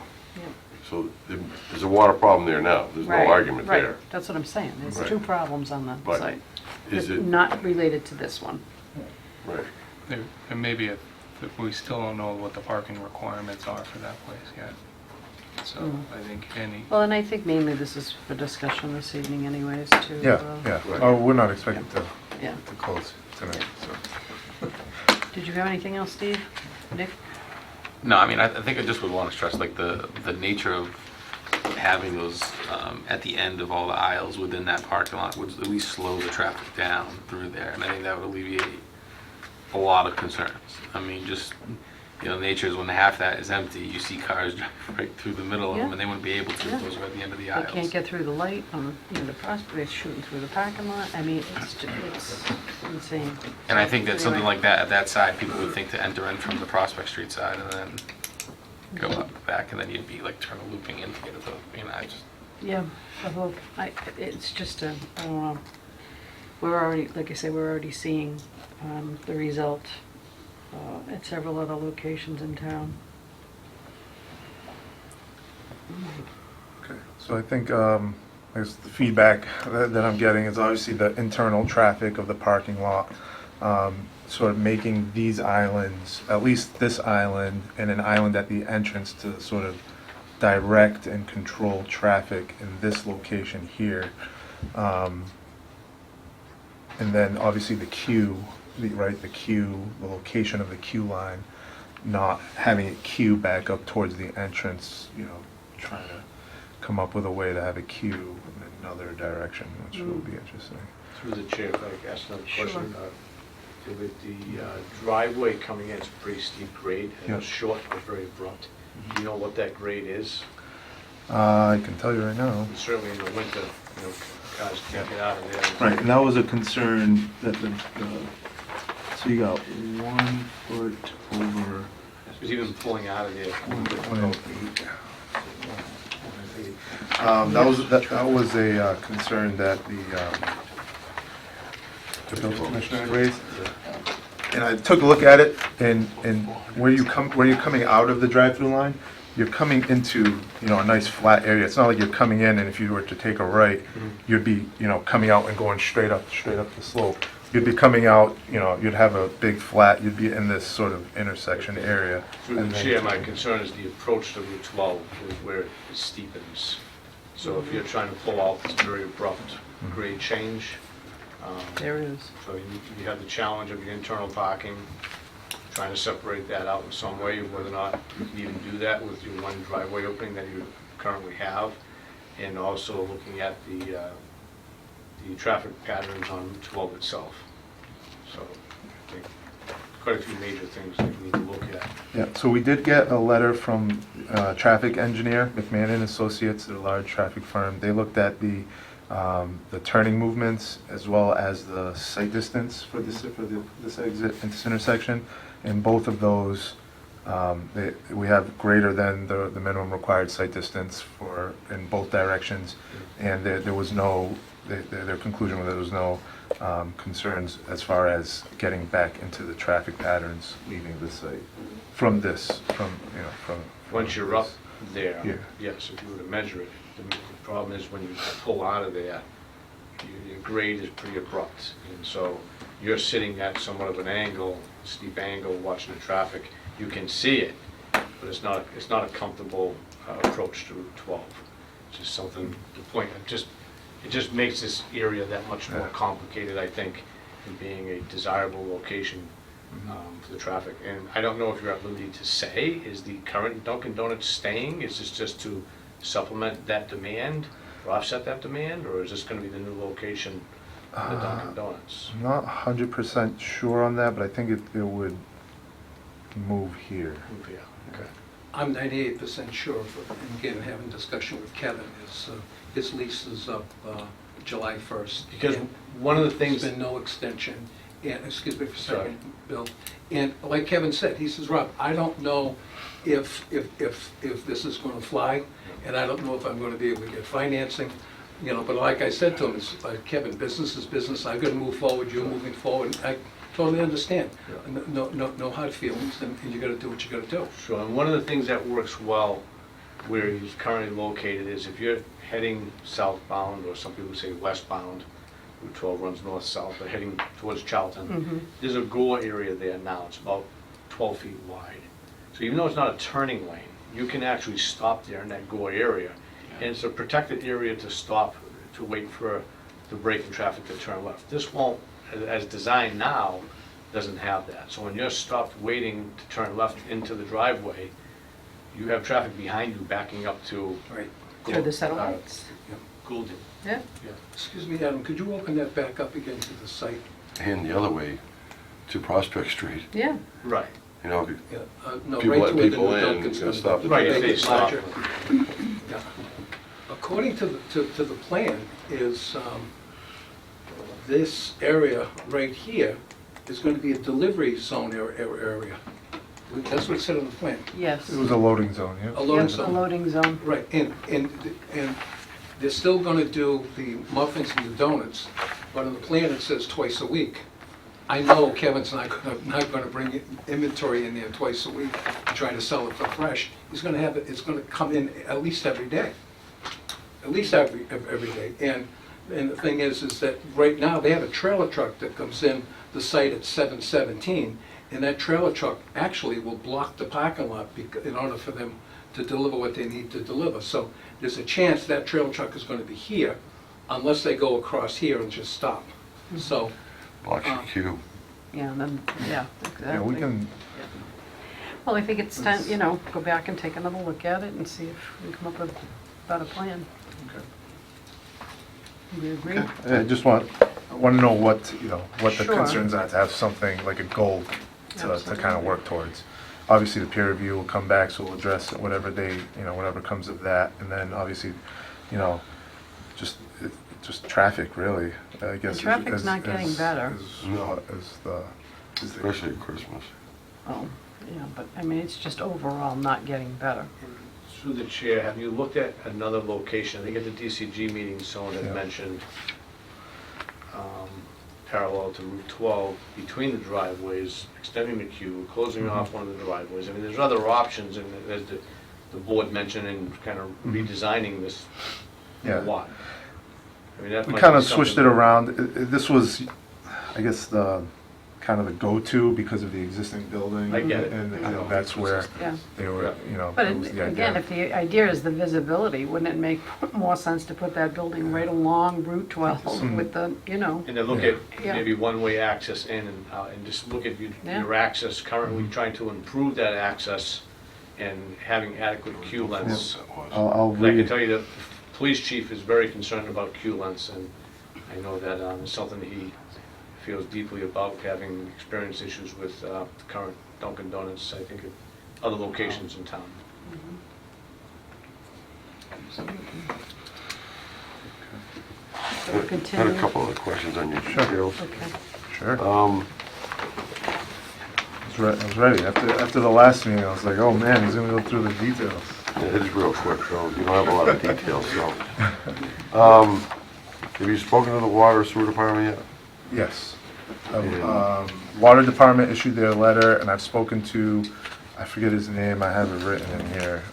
Ken Smith. Ken Smith is the director, but he was his go-to guy Scott there. Callahan? Scott Callahan, yeah, that in there. And 2-inch water line, interior, you know, the meter will be inside, backflow preventers and all that stuff. It doesn't require fire suppression because of the building size, so we have had discussions with the water department. And then, you show a manhole on your last page, B3. You don't set the requirements for the frame and cover. Okay. It's gotta be H20, and I'm not sure where you're putting a doghouse manhole. Yeah. It would be at this connection point right here. You know, So there's an existing drainage, let's call it drainage That's what a main, drain. that goes through the site. And in order to, so essentially that existing low point is right here. By building this island, we're sort of intercept, you know, putting an island in the flow path to get there. So we gotta put, you know, a new low point on this side of the site. So we have to get that water back into that main, so we're putting that water quality with the doghouse on top of that existing line there, and then tying into that. What about your sewer connection? There's an existing sewer manhole here, and the sewer flows in that direction. Do you have enough grade to do a gravity from where you are? Because you're pretty low compared to Route 12. Yeah, the sewer main up there is, That's one of the few sections I Pretty didn't low, put you in. have to look at it. yeah, it's pretty low. It's, the rim is 630, the invert is 618, so you got 12 feet. 12 feet down. And you're already down almost 8 feet, Yeah, or better. 1, 2, 3. You said it was 1 and 8, right? 5. You're down about 5 feet from you know, the gutter line of Route 20 there. Didn't you say the slope on the driveway was 1 to 8? It was about It's 1 12 and a half. 1 and 8, 1 and 9, depends on where. 1 and 8 is 12.5%, so. Yeah. Yeah. Okay. Yeah, most of that driveway is within the right of way. It's not even on our property. Go ahead. So entertain a motion to continue to the January 14th meeting. I'll make the motion to continue to January 14th. I'll second it. Any further discussion? All those in favor? Aye. Thank you. Very good, thank you. Yep, I'm going to take a 2-second break, Here you go. January 14th is going to be busy. 2-minute break. I'm gonna be sick. 2 minutes. Yep, I just want to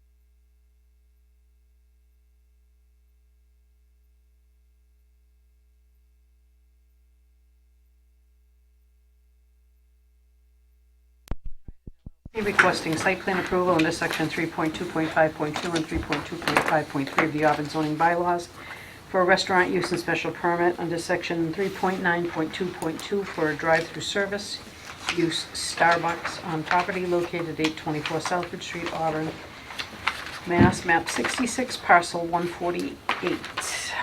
Hello again. Hello, Madam Chair. Todd Broder on behalf of the applicant, and also Pat Doherty from Midpoint Engineering. Just housekeeping. I'm not sure. This is a continued hearing from November. I don't remember if Mr. Chambers was sitting at the time or if Mr. Brooks was, or... Ronnie was here. Ronnie was Mr. here. Brooks was No, here. Steve was not. Mr. Chambers was not. Okay. So in terms of proceeding with voting members, we would have 4. Yep. Correct. Okay. And what I'd like to do right off out of the gate is, Bill, could you tell us your thoughts? I can, yes, thank you, Chair. A couple of concerns that were raised at the DCG meeting, I think a couple of months ago, there were 2 main things. One was the circuitous path, if I could, to get to the drive-through was a concern. So if you come off of Route 12, if you Can you make it a little bit smaller so Route 12 Zoom shows up in in the inside. bottom? Maybe someone else. A little bit more. can, a little more, More. keep going, keep More. going, A lot keep more. going. Here There you go. Yeah, perfect. So when you come off of Route 12, heading southbound, some people think it's westbound, but heading towards Charlton, you have to take a right, then you come through, and then you pull through the aisle and you move back around. A little awkward movement, not necessarily the worst thing in the world, but that, and then the other issue that we had was that traffic exiting, because this is such a short distance here, 1 car would probably back up, stop here, waiting for a break. 2 cars would choke off this entrance. So somebody who's coming to go into any of these businesses, as we increase this traffic, the likelihood of this potentially backing up increases, which would create potentially stop vehicles on Route 12. Route 20, yeah. And so that was raised as an issue. We said to DCG, At that point. take a look at it, come back, present something to us. Never came back to us, and I think just move forward with the original plan. It's something that, it is a concern, whether or not they can do something with changing driveway configurations, one-ways, more than one driveway, whether or not you'd want something, I know the grade is a little bit of a challenge, so that if they were to come in, it's a straight shot over and around, not weaving through the parking lot. Right now, this is a 2-way driveway, and this is my biggest concern, is that creates a potential safety issue. I know they have stop bars, but as someone moves forward, if there's a car here, not everybody obeys stop signs in parking lots. So that's my main concern. Mhm. And we, at the last hearing, we asked, to continue so that we could all take a ride up there and really see, what's going on. And my feeling is that your assessment, I agree, that that could turn into a cluster pretty quickly and end up out on Route 20. If I could respond, we did... Just a minute, Oh, sure. please, okay. And I know that Chief Sluckus is not thrilled about this design either. And so I asked, Bill stated that they asked you to take another look at a different design, and were you able to do that? I did, and I presented that in the hearing. We did, our original design did not show any circulation improvements. What we have come up with were 2 things. One was The stop.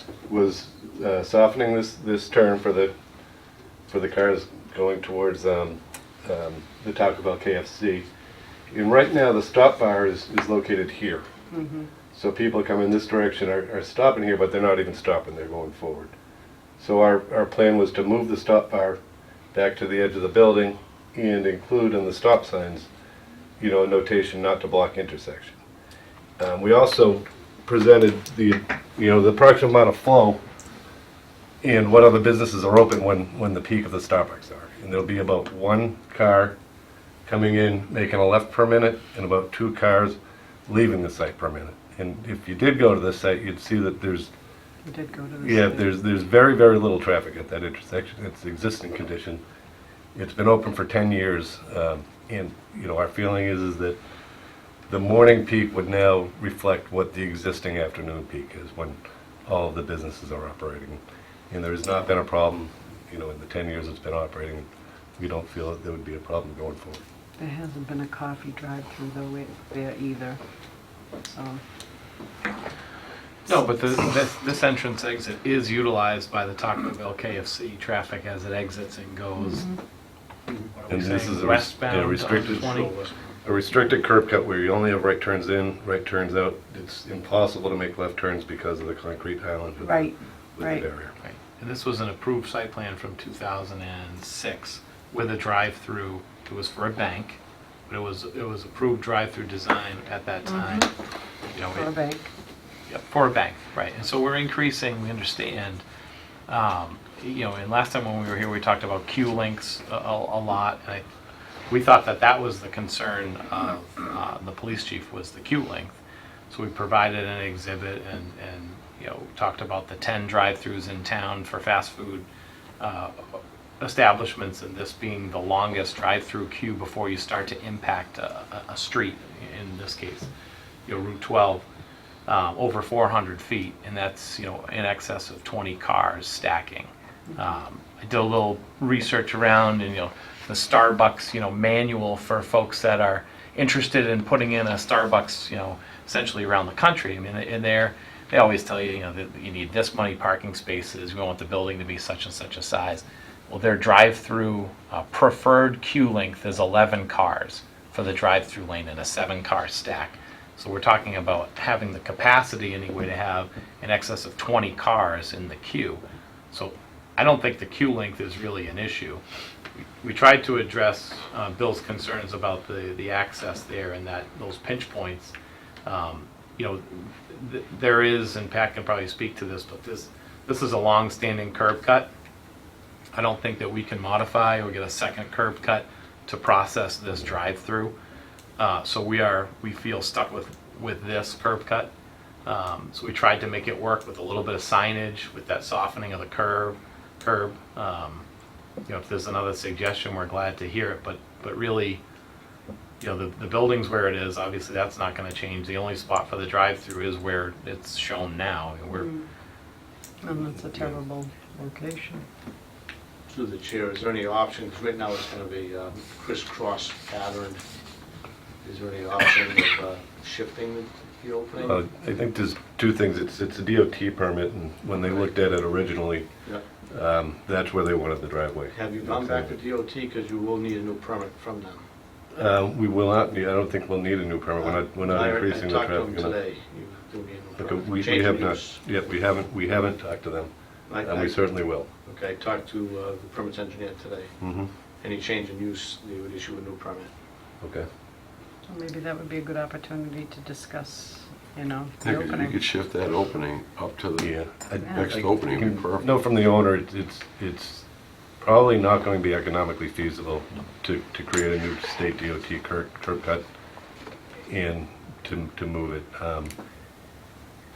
You know, the feeling is that, you know, with the drive-through that was permitted before, this is where DOT had reviewed and approved it. You know, I know if the town had given them comments now, you know, maybe they would change their minds, but it's probably not a project if we have to add another curb cut. Yeah, it was a different use too I at agree. that time, yeah. But it isn't just the traffic coming in here and going this way. Do you think they're gonna do this way? They're gonna go straight through. I guarantee it. You're gonna block up here, they're gonna back up here, you're gonna be yelling and screaming, you're gonna start coming around here. Starbucks is like habitual users though. It's like Dunkin' Donuts, right? Once they go through this thing one time, they figure it out. And that's not a great answer, but that is reality of how a lot of these things work. Plus you have the other entrance On the other end from Route 20, Sure. it comes in all the way. That's only one way in. Can't go out that way, unfortunately. And through the chair, the right turn where John was just pointing, if you have a car stopped in the queue probably 3, 4 cars back, can a vehicle make that turn on the inside lane? Looks great. Is that designed for 2 lanes? It Where- is. What is the question? It's designed for 2 because this one is to go. Right, so right Yeah. there Other with than that right turn, if you're queued back, if you have 3 or 4 cars queued on that corner, is a car able to get through that lane? It's a bypass lane, there's 2 lanes there, yes. No, I know, it doesn't, I I mean- never, it doesn't look like, what do you have for a radius there? It's pretty tight. Well, it's an existing condition, there's 2 lanes there now. I know, I just looking at it, doesn't, Yeah, I seen tractor trailers actually go through there now. I drove through it, with a truck, I don't see, You have to be skilled. yeah. 24 feet wide. It's a very tight radius. If you- It's, I'm yeah, not sure that's a if- yeah. standard radius in all parking lots, so 24-foot drive Yeah, aisle, this- 24-foot drive aisle. What's this inside radius right here, I'm saying? So that one there Right, is, so if you did, I know, this is what I'm talking about, right here. Oh, okay, This so is the queued bypass. back here, making this swing right here looks very difficult. yeah, I think that's about a 10-foot radius. Yeah, 10-foot radius is pretty tight. That was built according to the site plan for a bypass lane. Through the chair, just, not that you would know offhand, but maybe Bill would know, have we had incidents with traffic backing up as it is without anything there at this point? Through the chair, nothing I'm aware of. I think maybe a good starting point would be for them to go to Mass DOT and see what their requirements are going to be. I mean, whether or not would they require them to, put in the right turn lane. If you have an 8-foot shoulder, widen 4 feet so that there's queuing space. So if they did back up, you're not in a through lane. But I think they should at least talk to MassDOT just to make sure that would they be agreeable to this. Because I've seen projects go to the DOT after the planning board approved it, and then DOT changes it, and then that kind of creates You've got trouble. to come back. Yeah. Yeah. What would you like to do? This is the project we're proposing. We can't go over to DOT and make changes to the curb cut, make a new one. You have to go to DOT to get a new Right, permit. we would. Right, but we're not, this isn't going to be a total redesign. I think it's just not available for this project, so. But we're not going to withdraw one. And we obviously understand we would need to go to the DOT, and it's kind of the chicken and the egg type of a thing. The town has their process and the DOT has their process, and you need to finish both before you could receive a building permit. So, this is be the first step here.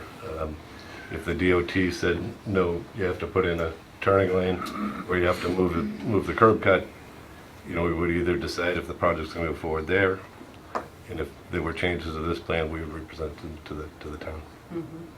So you don't want to withdraw, you want us to take a vote tonight? Okay. If there's additional information that you're requesting of this, but for, total redesign, we would certainly consider it. We don't want to put anyone on the spot. We're just, our office is moving. We've got a tenant that's excited to come here.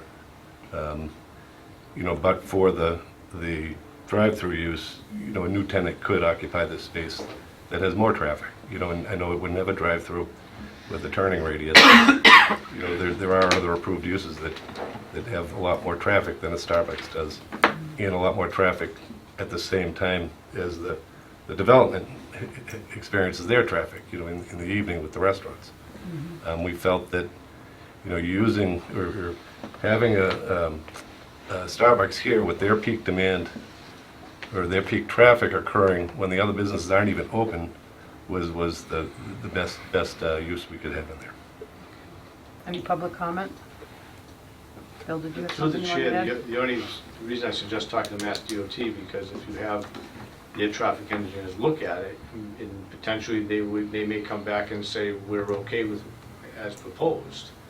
I think the more people looking at it and, that have the experience working with access to the highway, I don't think it would hurt your cause. If they come back and say, you need to move it, or turning lane, well, they're gonna come back and say that either way. I think that's something you should find out. Because they may come back and say, we're comfortable with it as proposed. But I'm not hearing from the board that even if we do that, we're going to come back here and receive an approval for the project. I think if you can make it work, it's too crazy right now. There's too many pinch points. If that opening could be made to go straight up and through,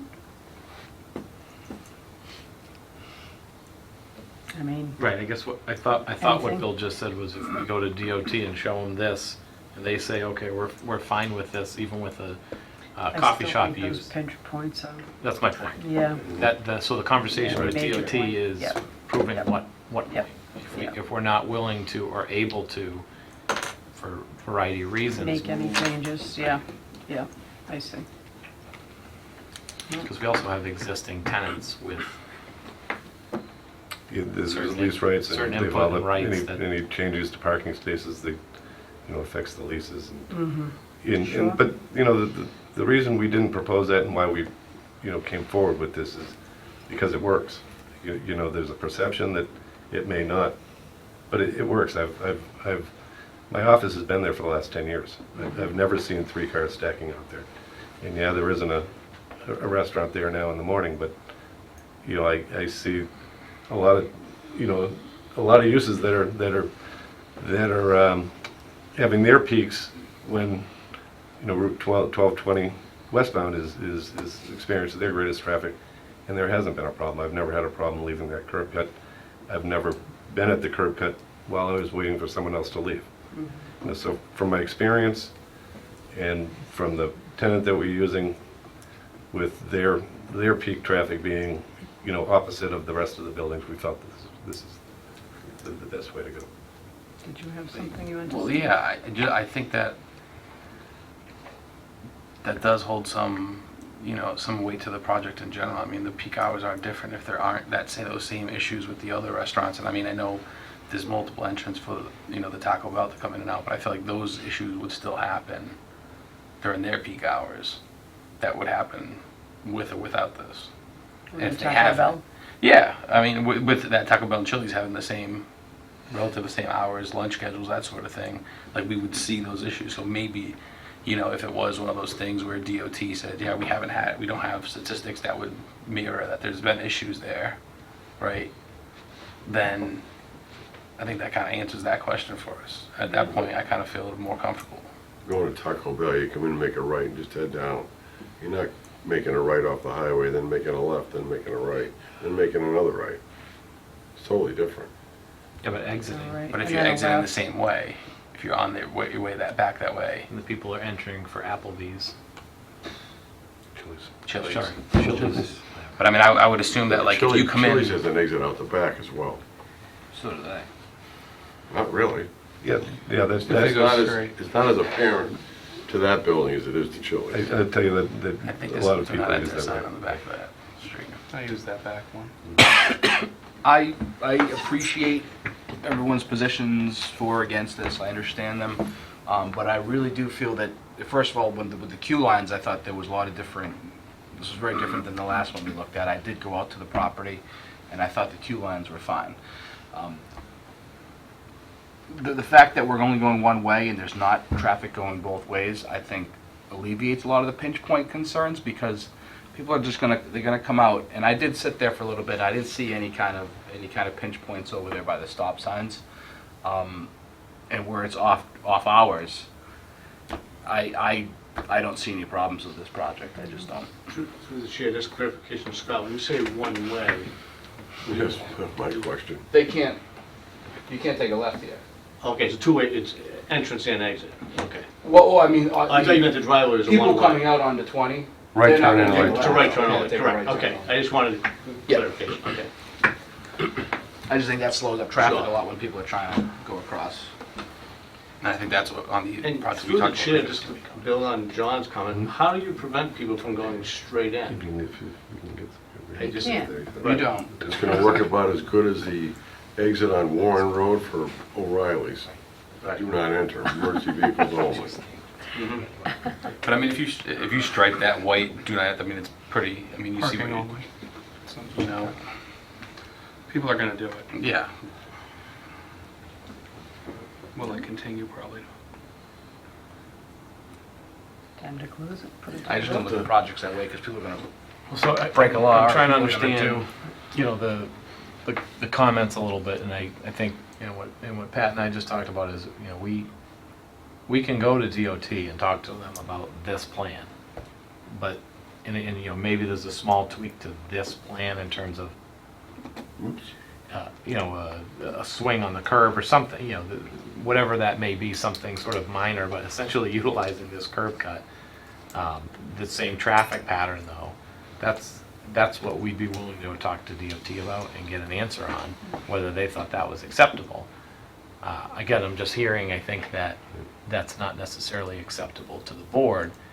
If that is true, then You don't want to waste your time going to DOT. we do not, and we would just, close the public hearing, and I understand you would vote and deal with that. And the record from the original approvals, there was a lot of discussion on where this curb cut would be, and the fact that there would be one. There was a large expense, off-site improvements, to put this curb cut where it is as well. That was driven, From this by owner. the comments from this owner. Which also should be considered, I would think. I just, once this is Pandora's box and once this is out, it's So- the same kind of thing as, Here's my question. yep. I have no, All things are great. You say it's gonna work, and then it doesn't. Then what do we do? That's my concern.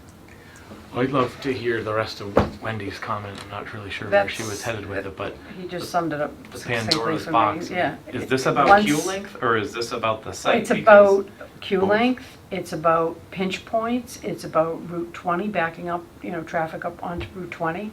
I think Bill made a great point with this area here, even though I thought that was, brilliant. Bring that back, you know what's gonna happen, and it's gonna I would get straight disagree. there. We don't know that that's going to happen. Well, okay. I guess my only, my last comment is on queue length. Auburn doesn't have a provision that talks about minimum queue lengths. Mhm. A lot of towns, We may. a lot of towns do, some still don't. I did a perusal of a lot of the Massachusetts towns sort of locally. Mhm. A lot of the local ones don't have queue lengths. Mhm.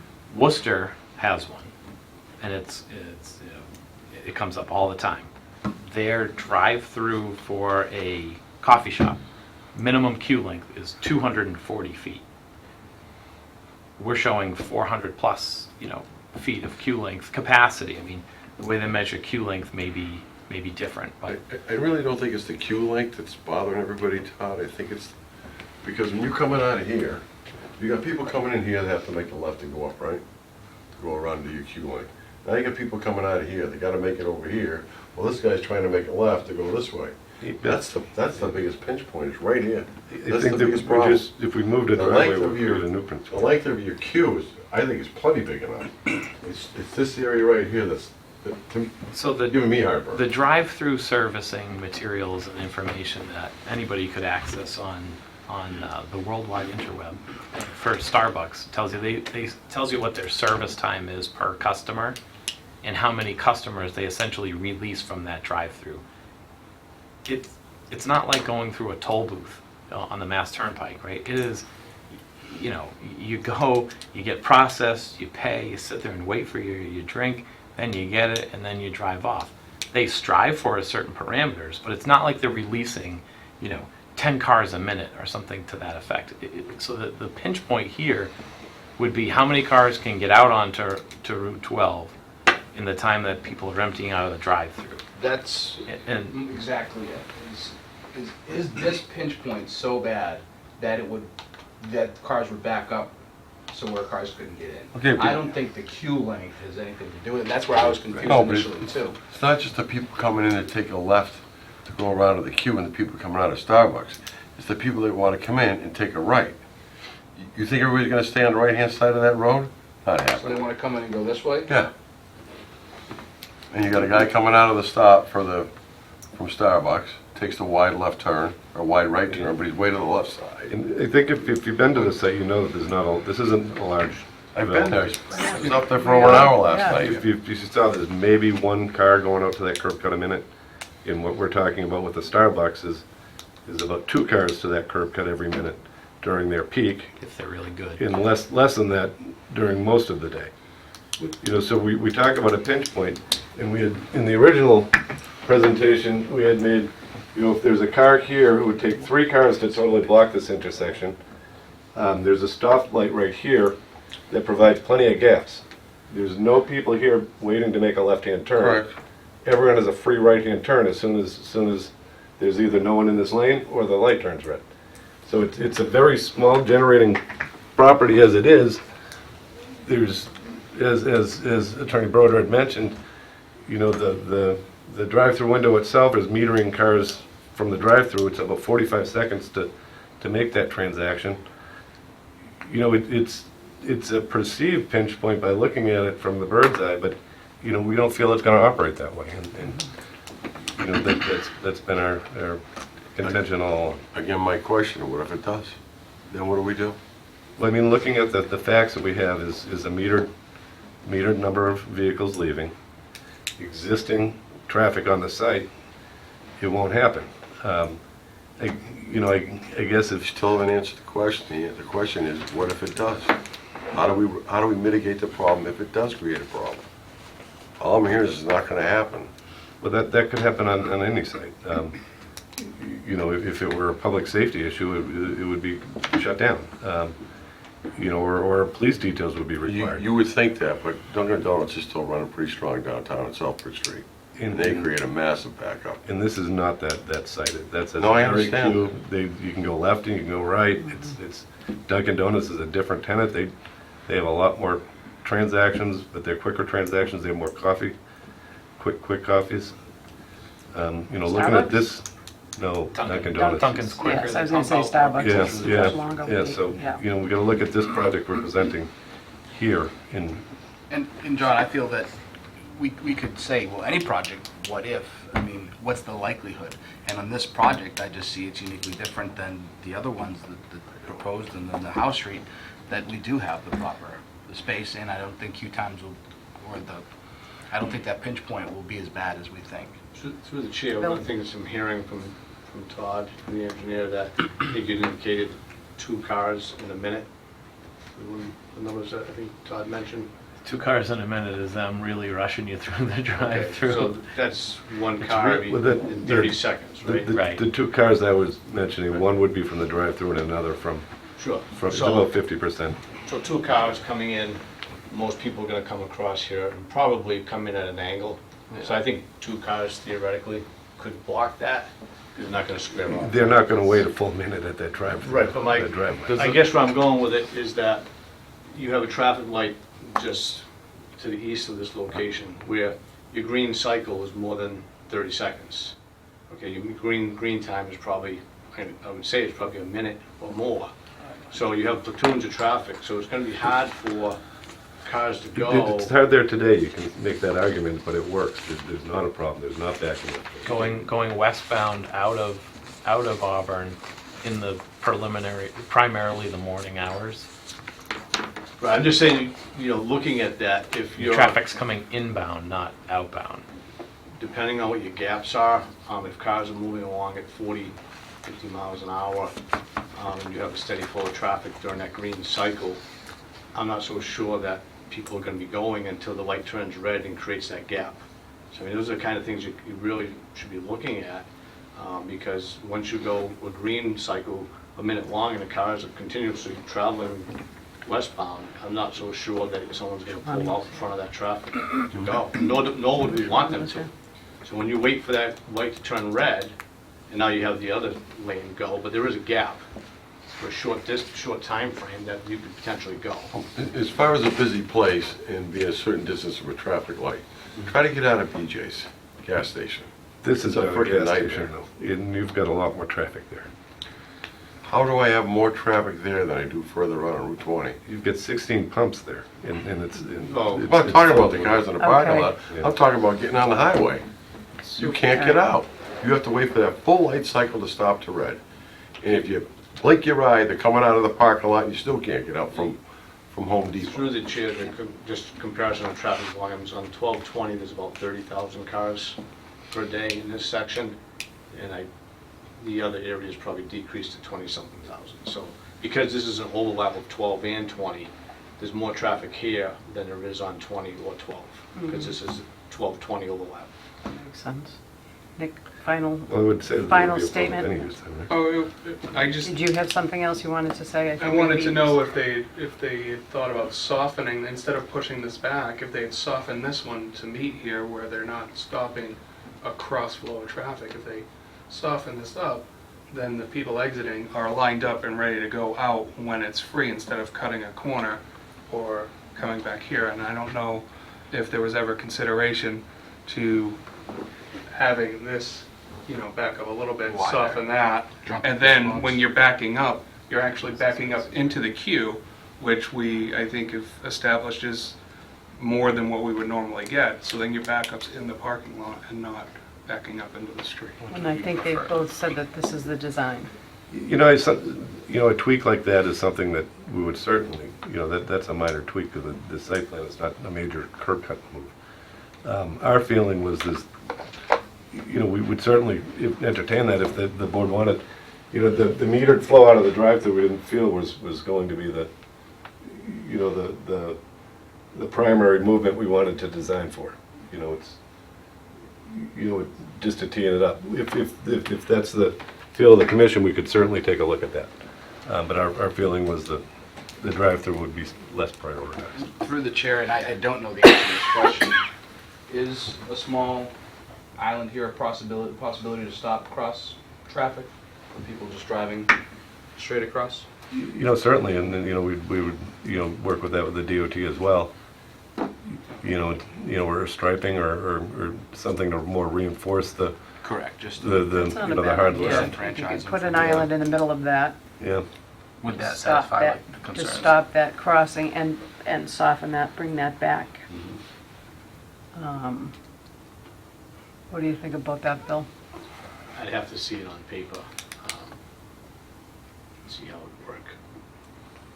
I guess that would prevent somebody from just like darting straight across, which I think would be the pinch point, right? Just, If you're in the state property, the DOT would have to approve that island, I would think, but.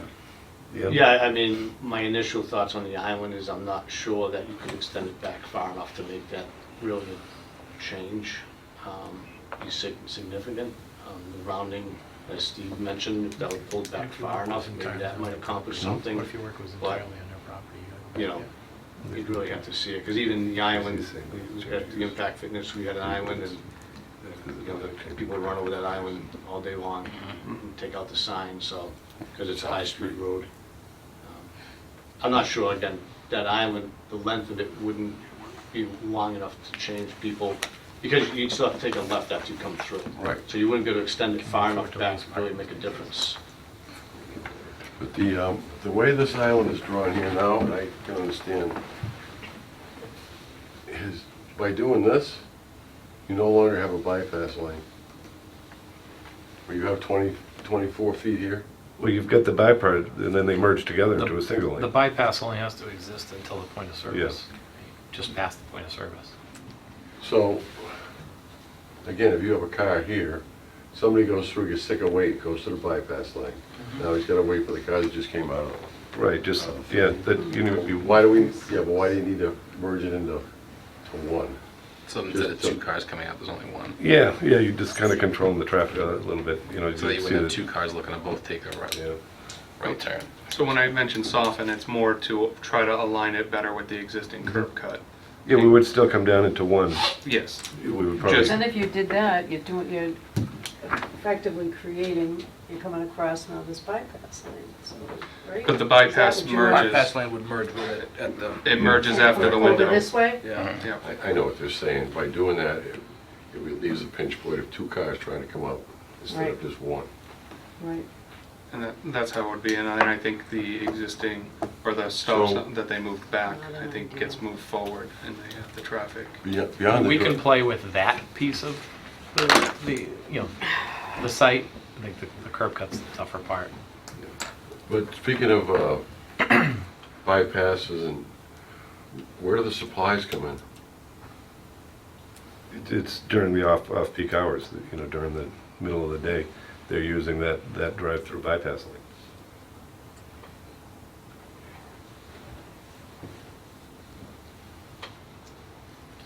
So you gotta, does it come in, I don't know if it comes in trailer trucks or box trucks. Dunkin' Donuts comes in trailer trucks. I don't know what Starbucks uses. I think they use I think they're, Trailer trucks? I think they're longer box trucks. All right, I think enough is enough. So do you want to try this again? It sounds like, you know, we have flexibility to work a little bit on that area past the point of service there, but that's really going to be the area that you'd see a change, so. Continue? If, you know, I guess if the feeling is that if we can get something to work out in that area, it'll go forward, you know, otherwise we don't want to, you know, waste everyone's time, I guess, continuing. Maybe Ronnie would go back down too.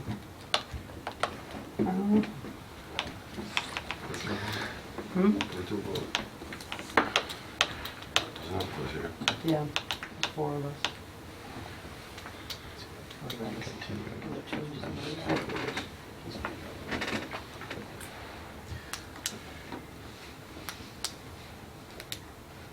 How do you feel, guys?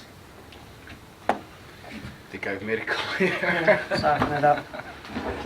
Yeah, I mean, it's good for me as it is. If you wanted to move that back to make it good for everyone, I'm cool with that too. And put some kind of but it would have to be more than something they could run over. It would have to be something. What do you mean in terms of at the Substantial. curb cut? An island at the curb cut? Yeah, the island in between the, I think Bill's right. You have to extend that all the way to almost the peak of this peninsula And here, which is gonna start blocking. just food for thought, that might actually make things worse. Yeah, and if you're gonna soften it in there, I don't know if we need to yeah, if paint you with need it, but both. that's not Well, gonna- I think come you up with your soften it best on the idea, I inside. guess. You can strike one in. Yeah, that's not gonna stop anybody.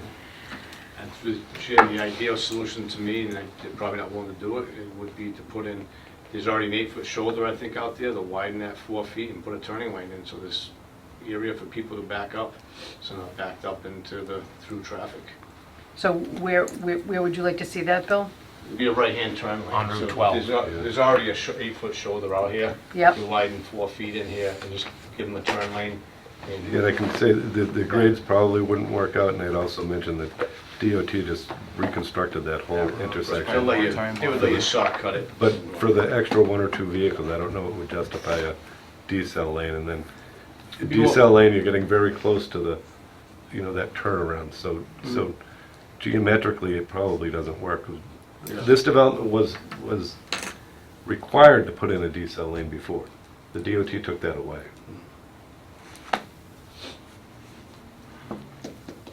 It's a tough site. It is. I think the perception isn't really, you know, it works well now, and that's the point we Today. make. But I Yeah. think the concern is if it becomes a problem, then what recourse is the There's town? nothing you can do. All right, so continue. We'll try again. See you on January 14th. Motion to continue. Make the motion? I'll second it. Any further discussion? All those in favor? Aye. Aye. Aye. Seaboard Solar request for extension, 476 Leicester Street.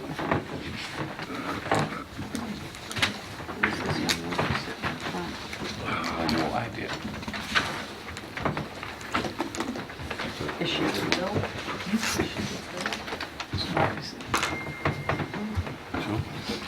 CMRPC. Hi, how are you? Hey, good evening. Can you please introduce yourself again? Pedro Rodriguez from Seaboard Solar. We are the property owners and also the owners of the project. We got the approvals in May 2018. We also got the special permit in December 2017. So we are on the agenda with the CBA next week to extend the special permits, and I was hoping to do the same with the special permits. And this is because of the cluster study National Grid, and I just pull all the solar projects in this area. The studies they're doing. Yeah. So what I'm sure you guys are aware of what happened is that ICE in New England that pretty much operates the distribution lines.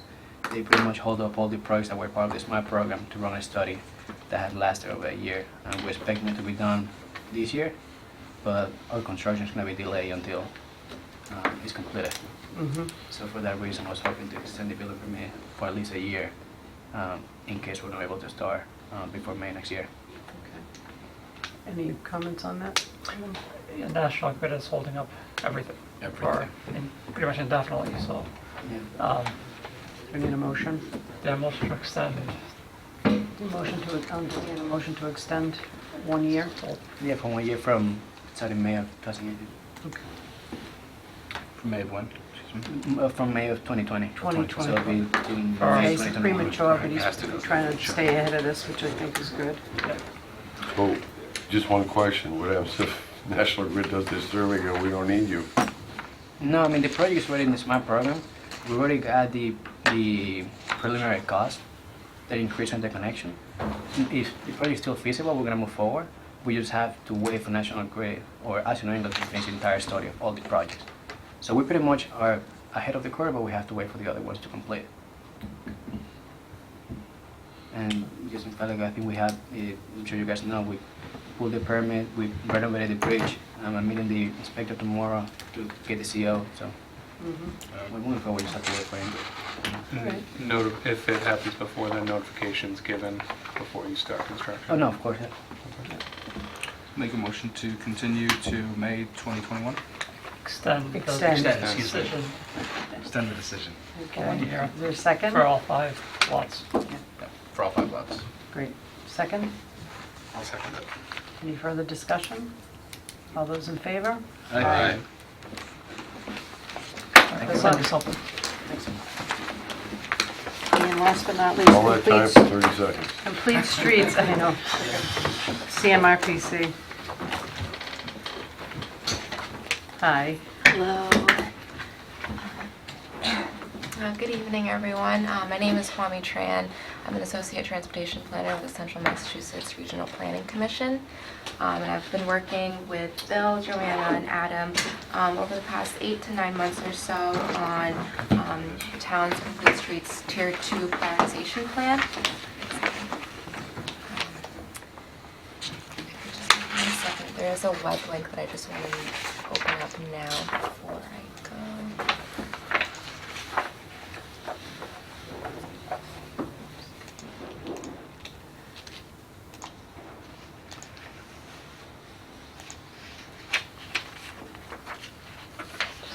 Allow. Lock. Oh, One. sorry. Sure. Both. Both. Keep clicking on it.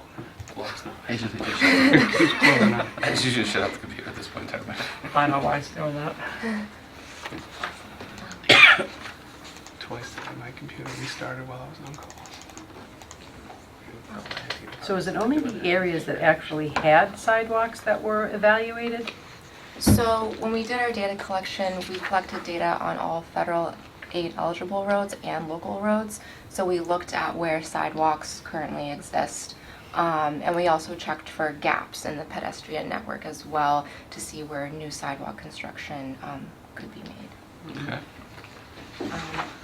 So yeah, like I said, we worked with DPW and planning on the town's Tier 2 Complete Streets plan.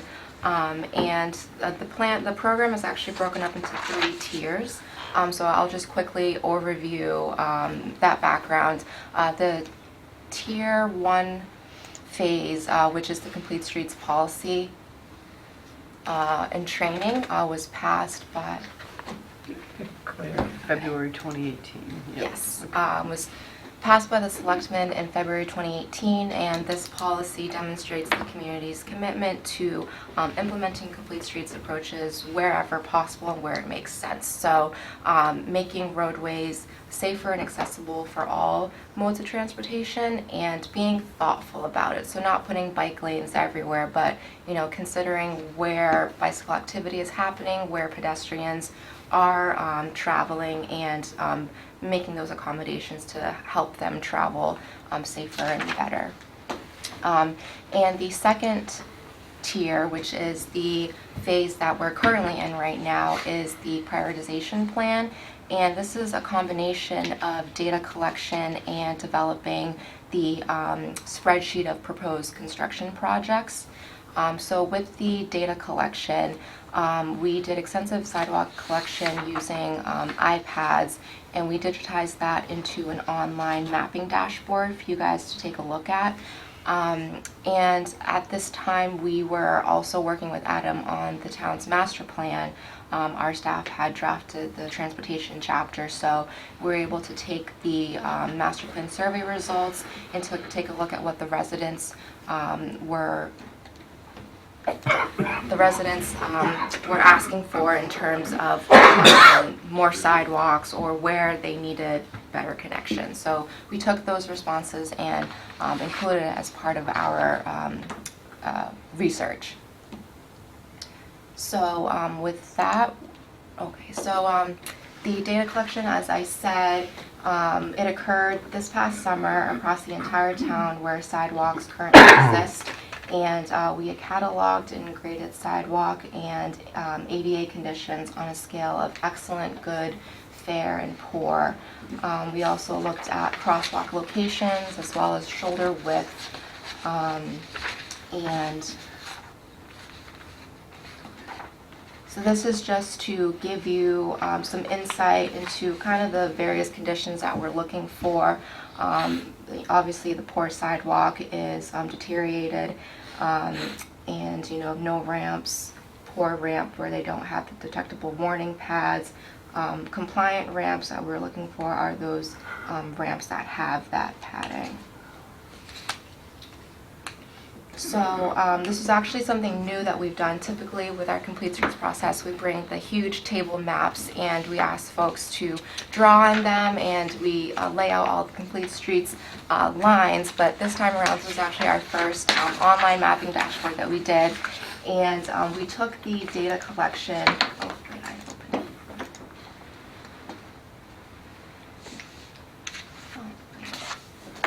it. Okay.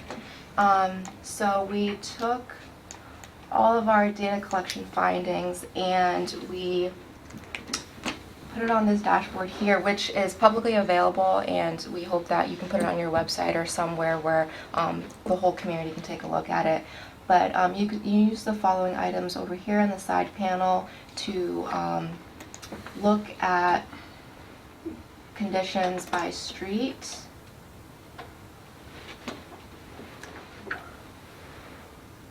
So the green is the good, yellow is fair.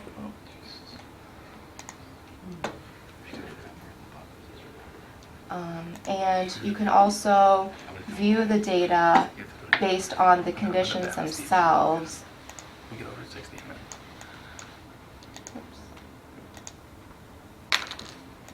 So if you wanted to take a look at the roads that have, or the sidewalks that have poor conditions, those will filter. So you can play around with it. We also took a look at sidewalk obstructions.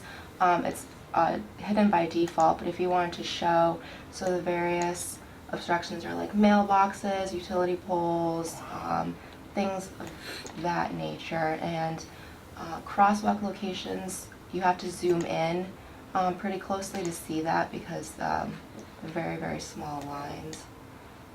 And with the Complete Streets projects, we did add that as a layer on this dashboard, so you are able to see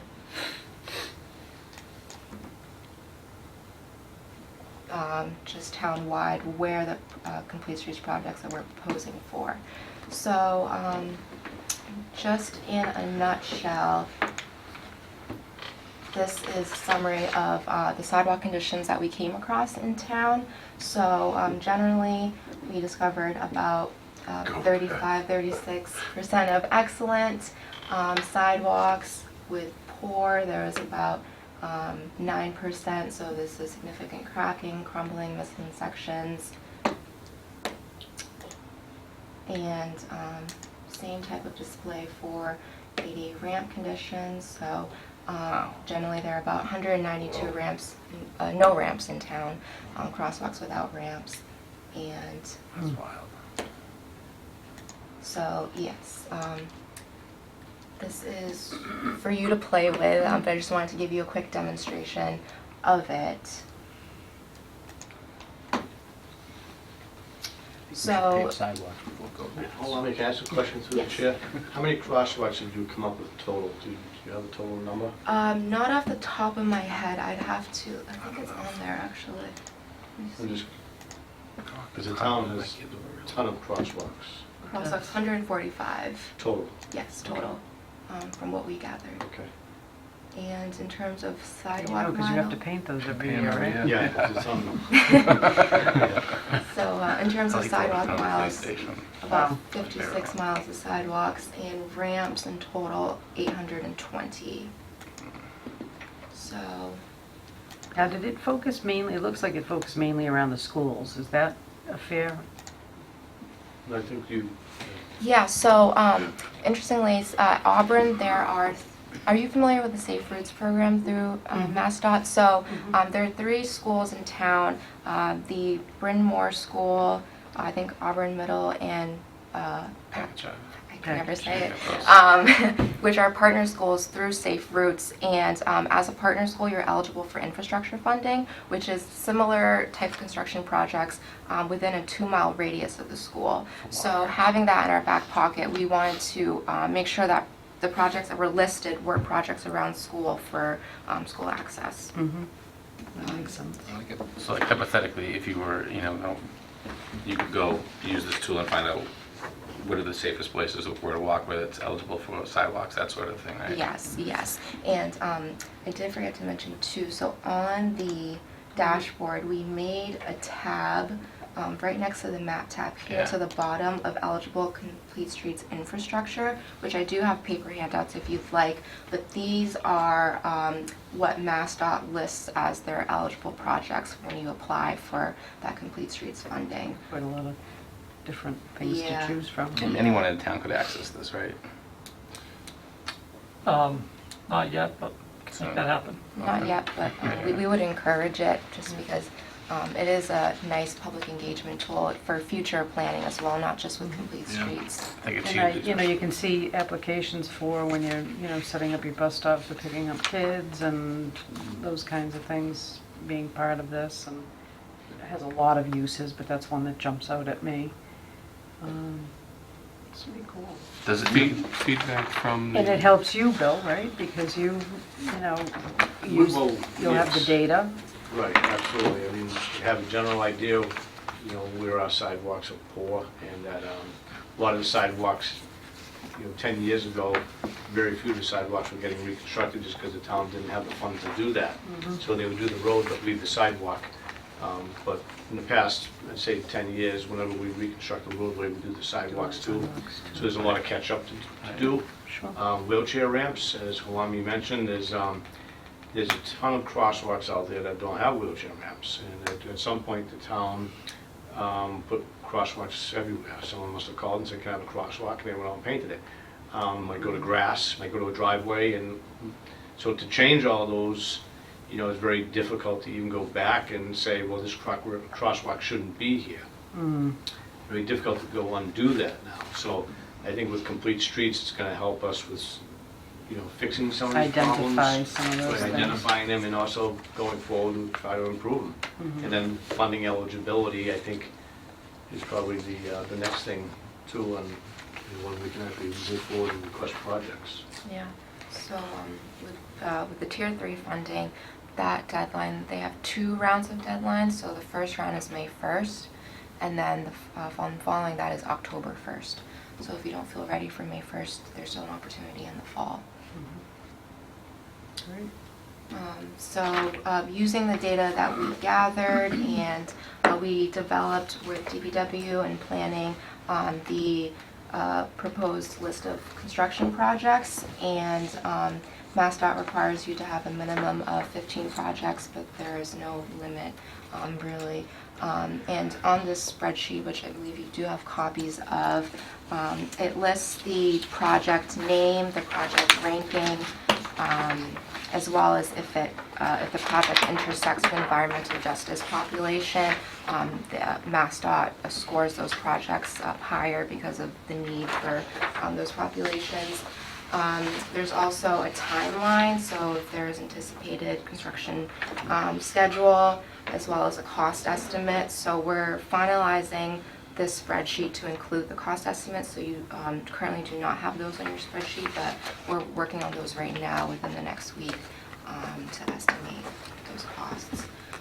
So just in summary, some of the proposed projects are a town-wide ramp compliance, as Jill mentioned, and when we were talking with DPW, there was some thought of maybe phasing that out because, you know, a lot of just all those ramps in one brush of complete streets that might be aggressive, so maybe prioritizing areas that do not have ramps and then areas that just need the detectable warning pad or something. And then another example is Upland Street sidewalk construction. We also proposed a shared use path around the Bryn Mawr School. And so when this spreadsheet is in final draft mode, we would work with the town to submit it to MassDOT through their website portal, and they review it for completeness, but they don't score it. So typically what they'll do is they'll kick it back within, I'd say, 3 weeks with some edits and corrections to be made. Was there opportunity to take the ADA buffers that are currently travel along with the bus that travels through town and look at that as well? Because by making those areas more accessible in that ADA buffer would eliminate the need for the, you know, paratransit transportation, which is a much more expensive transportation to provide. Right. And that could be helpful information as well, because then you're increasing accessibility to public transportation. Yeah, let me look into that as well. Because you guys have all the buffers for the bus routes. Right. So it would, you know, could make sense to take a look at that, particularly when you're looking at, you know, the ramps, because that's that kind of impediment to people in wheelchairs and with vision impairment. So that might, you know, be something else to look at too. Absolutely. Well, this is great work. Exciting. Nice job. Yeah. So, yeah, tier 3, as I mentioned, you would select projects from the spreadsheet. And I was at the MassDOT conference in September, and they were just kind of in summary reflecting on all of the projects they have funded, and they really like to see projects that improve school access, promote healthy aging, so projects that, you know, help with elderly populations and mobility and equity as well. So, and just looking at the population in Auburn, there is presence of older population, so I think you do have some great projects on there with a good chance. So, yep, as I said, the draft plan is in place. Our next steps are to submit the plan for MassDOT for review. So I do encourage you to take a look at the draft that we have so far. If there's any additional projects that you'd like or any just changes or questions, please let me know or let them know. So we will work with the town to submit the project by end of December. Our contract right now is December 31st. So as soon as we have those final project costs in over the next week, we'll work with the town to review that and finalize it and submit it for funding. Great. Do you know what the town's commitment is? Is it a percentage of the projects or? So for the tier 3 funding. Yeah. So Is there a match? not to my knowledge, but No match. but to my understanding, I guess kind of what's been holding some towns back is you need to have a design in place for the projects you apply for, and a lot of towns don't have the engineering capacity in-house, but with Auburn we do, so I think that would give you a leg up in funding. Even better. Yeah. Absolutely. Yeah, terrific. Well, thank you very much. Thank you. Nice job. Thank you. Yep. Yep. So you do have that web link, so feel free to throw it out wherever you I will take that with me. And your email information is on here? Yes, Okay. last page there, my contact information. Perfect. Just let me know. Well, our hours committed to that. How many more meetings do we need to attend? All right, I think we're good for tonight, huh? Yes. Oy, oy, You sure you don't wanna go around? oy. Motion to adjourn. I'll make the motion to adjourn. Second. All those in favor? Aye.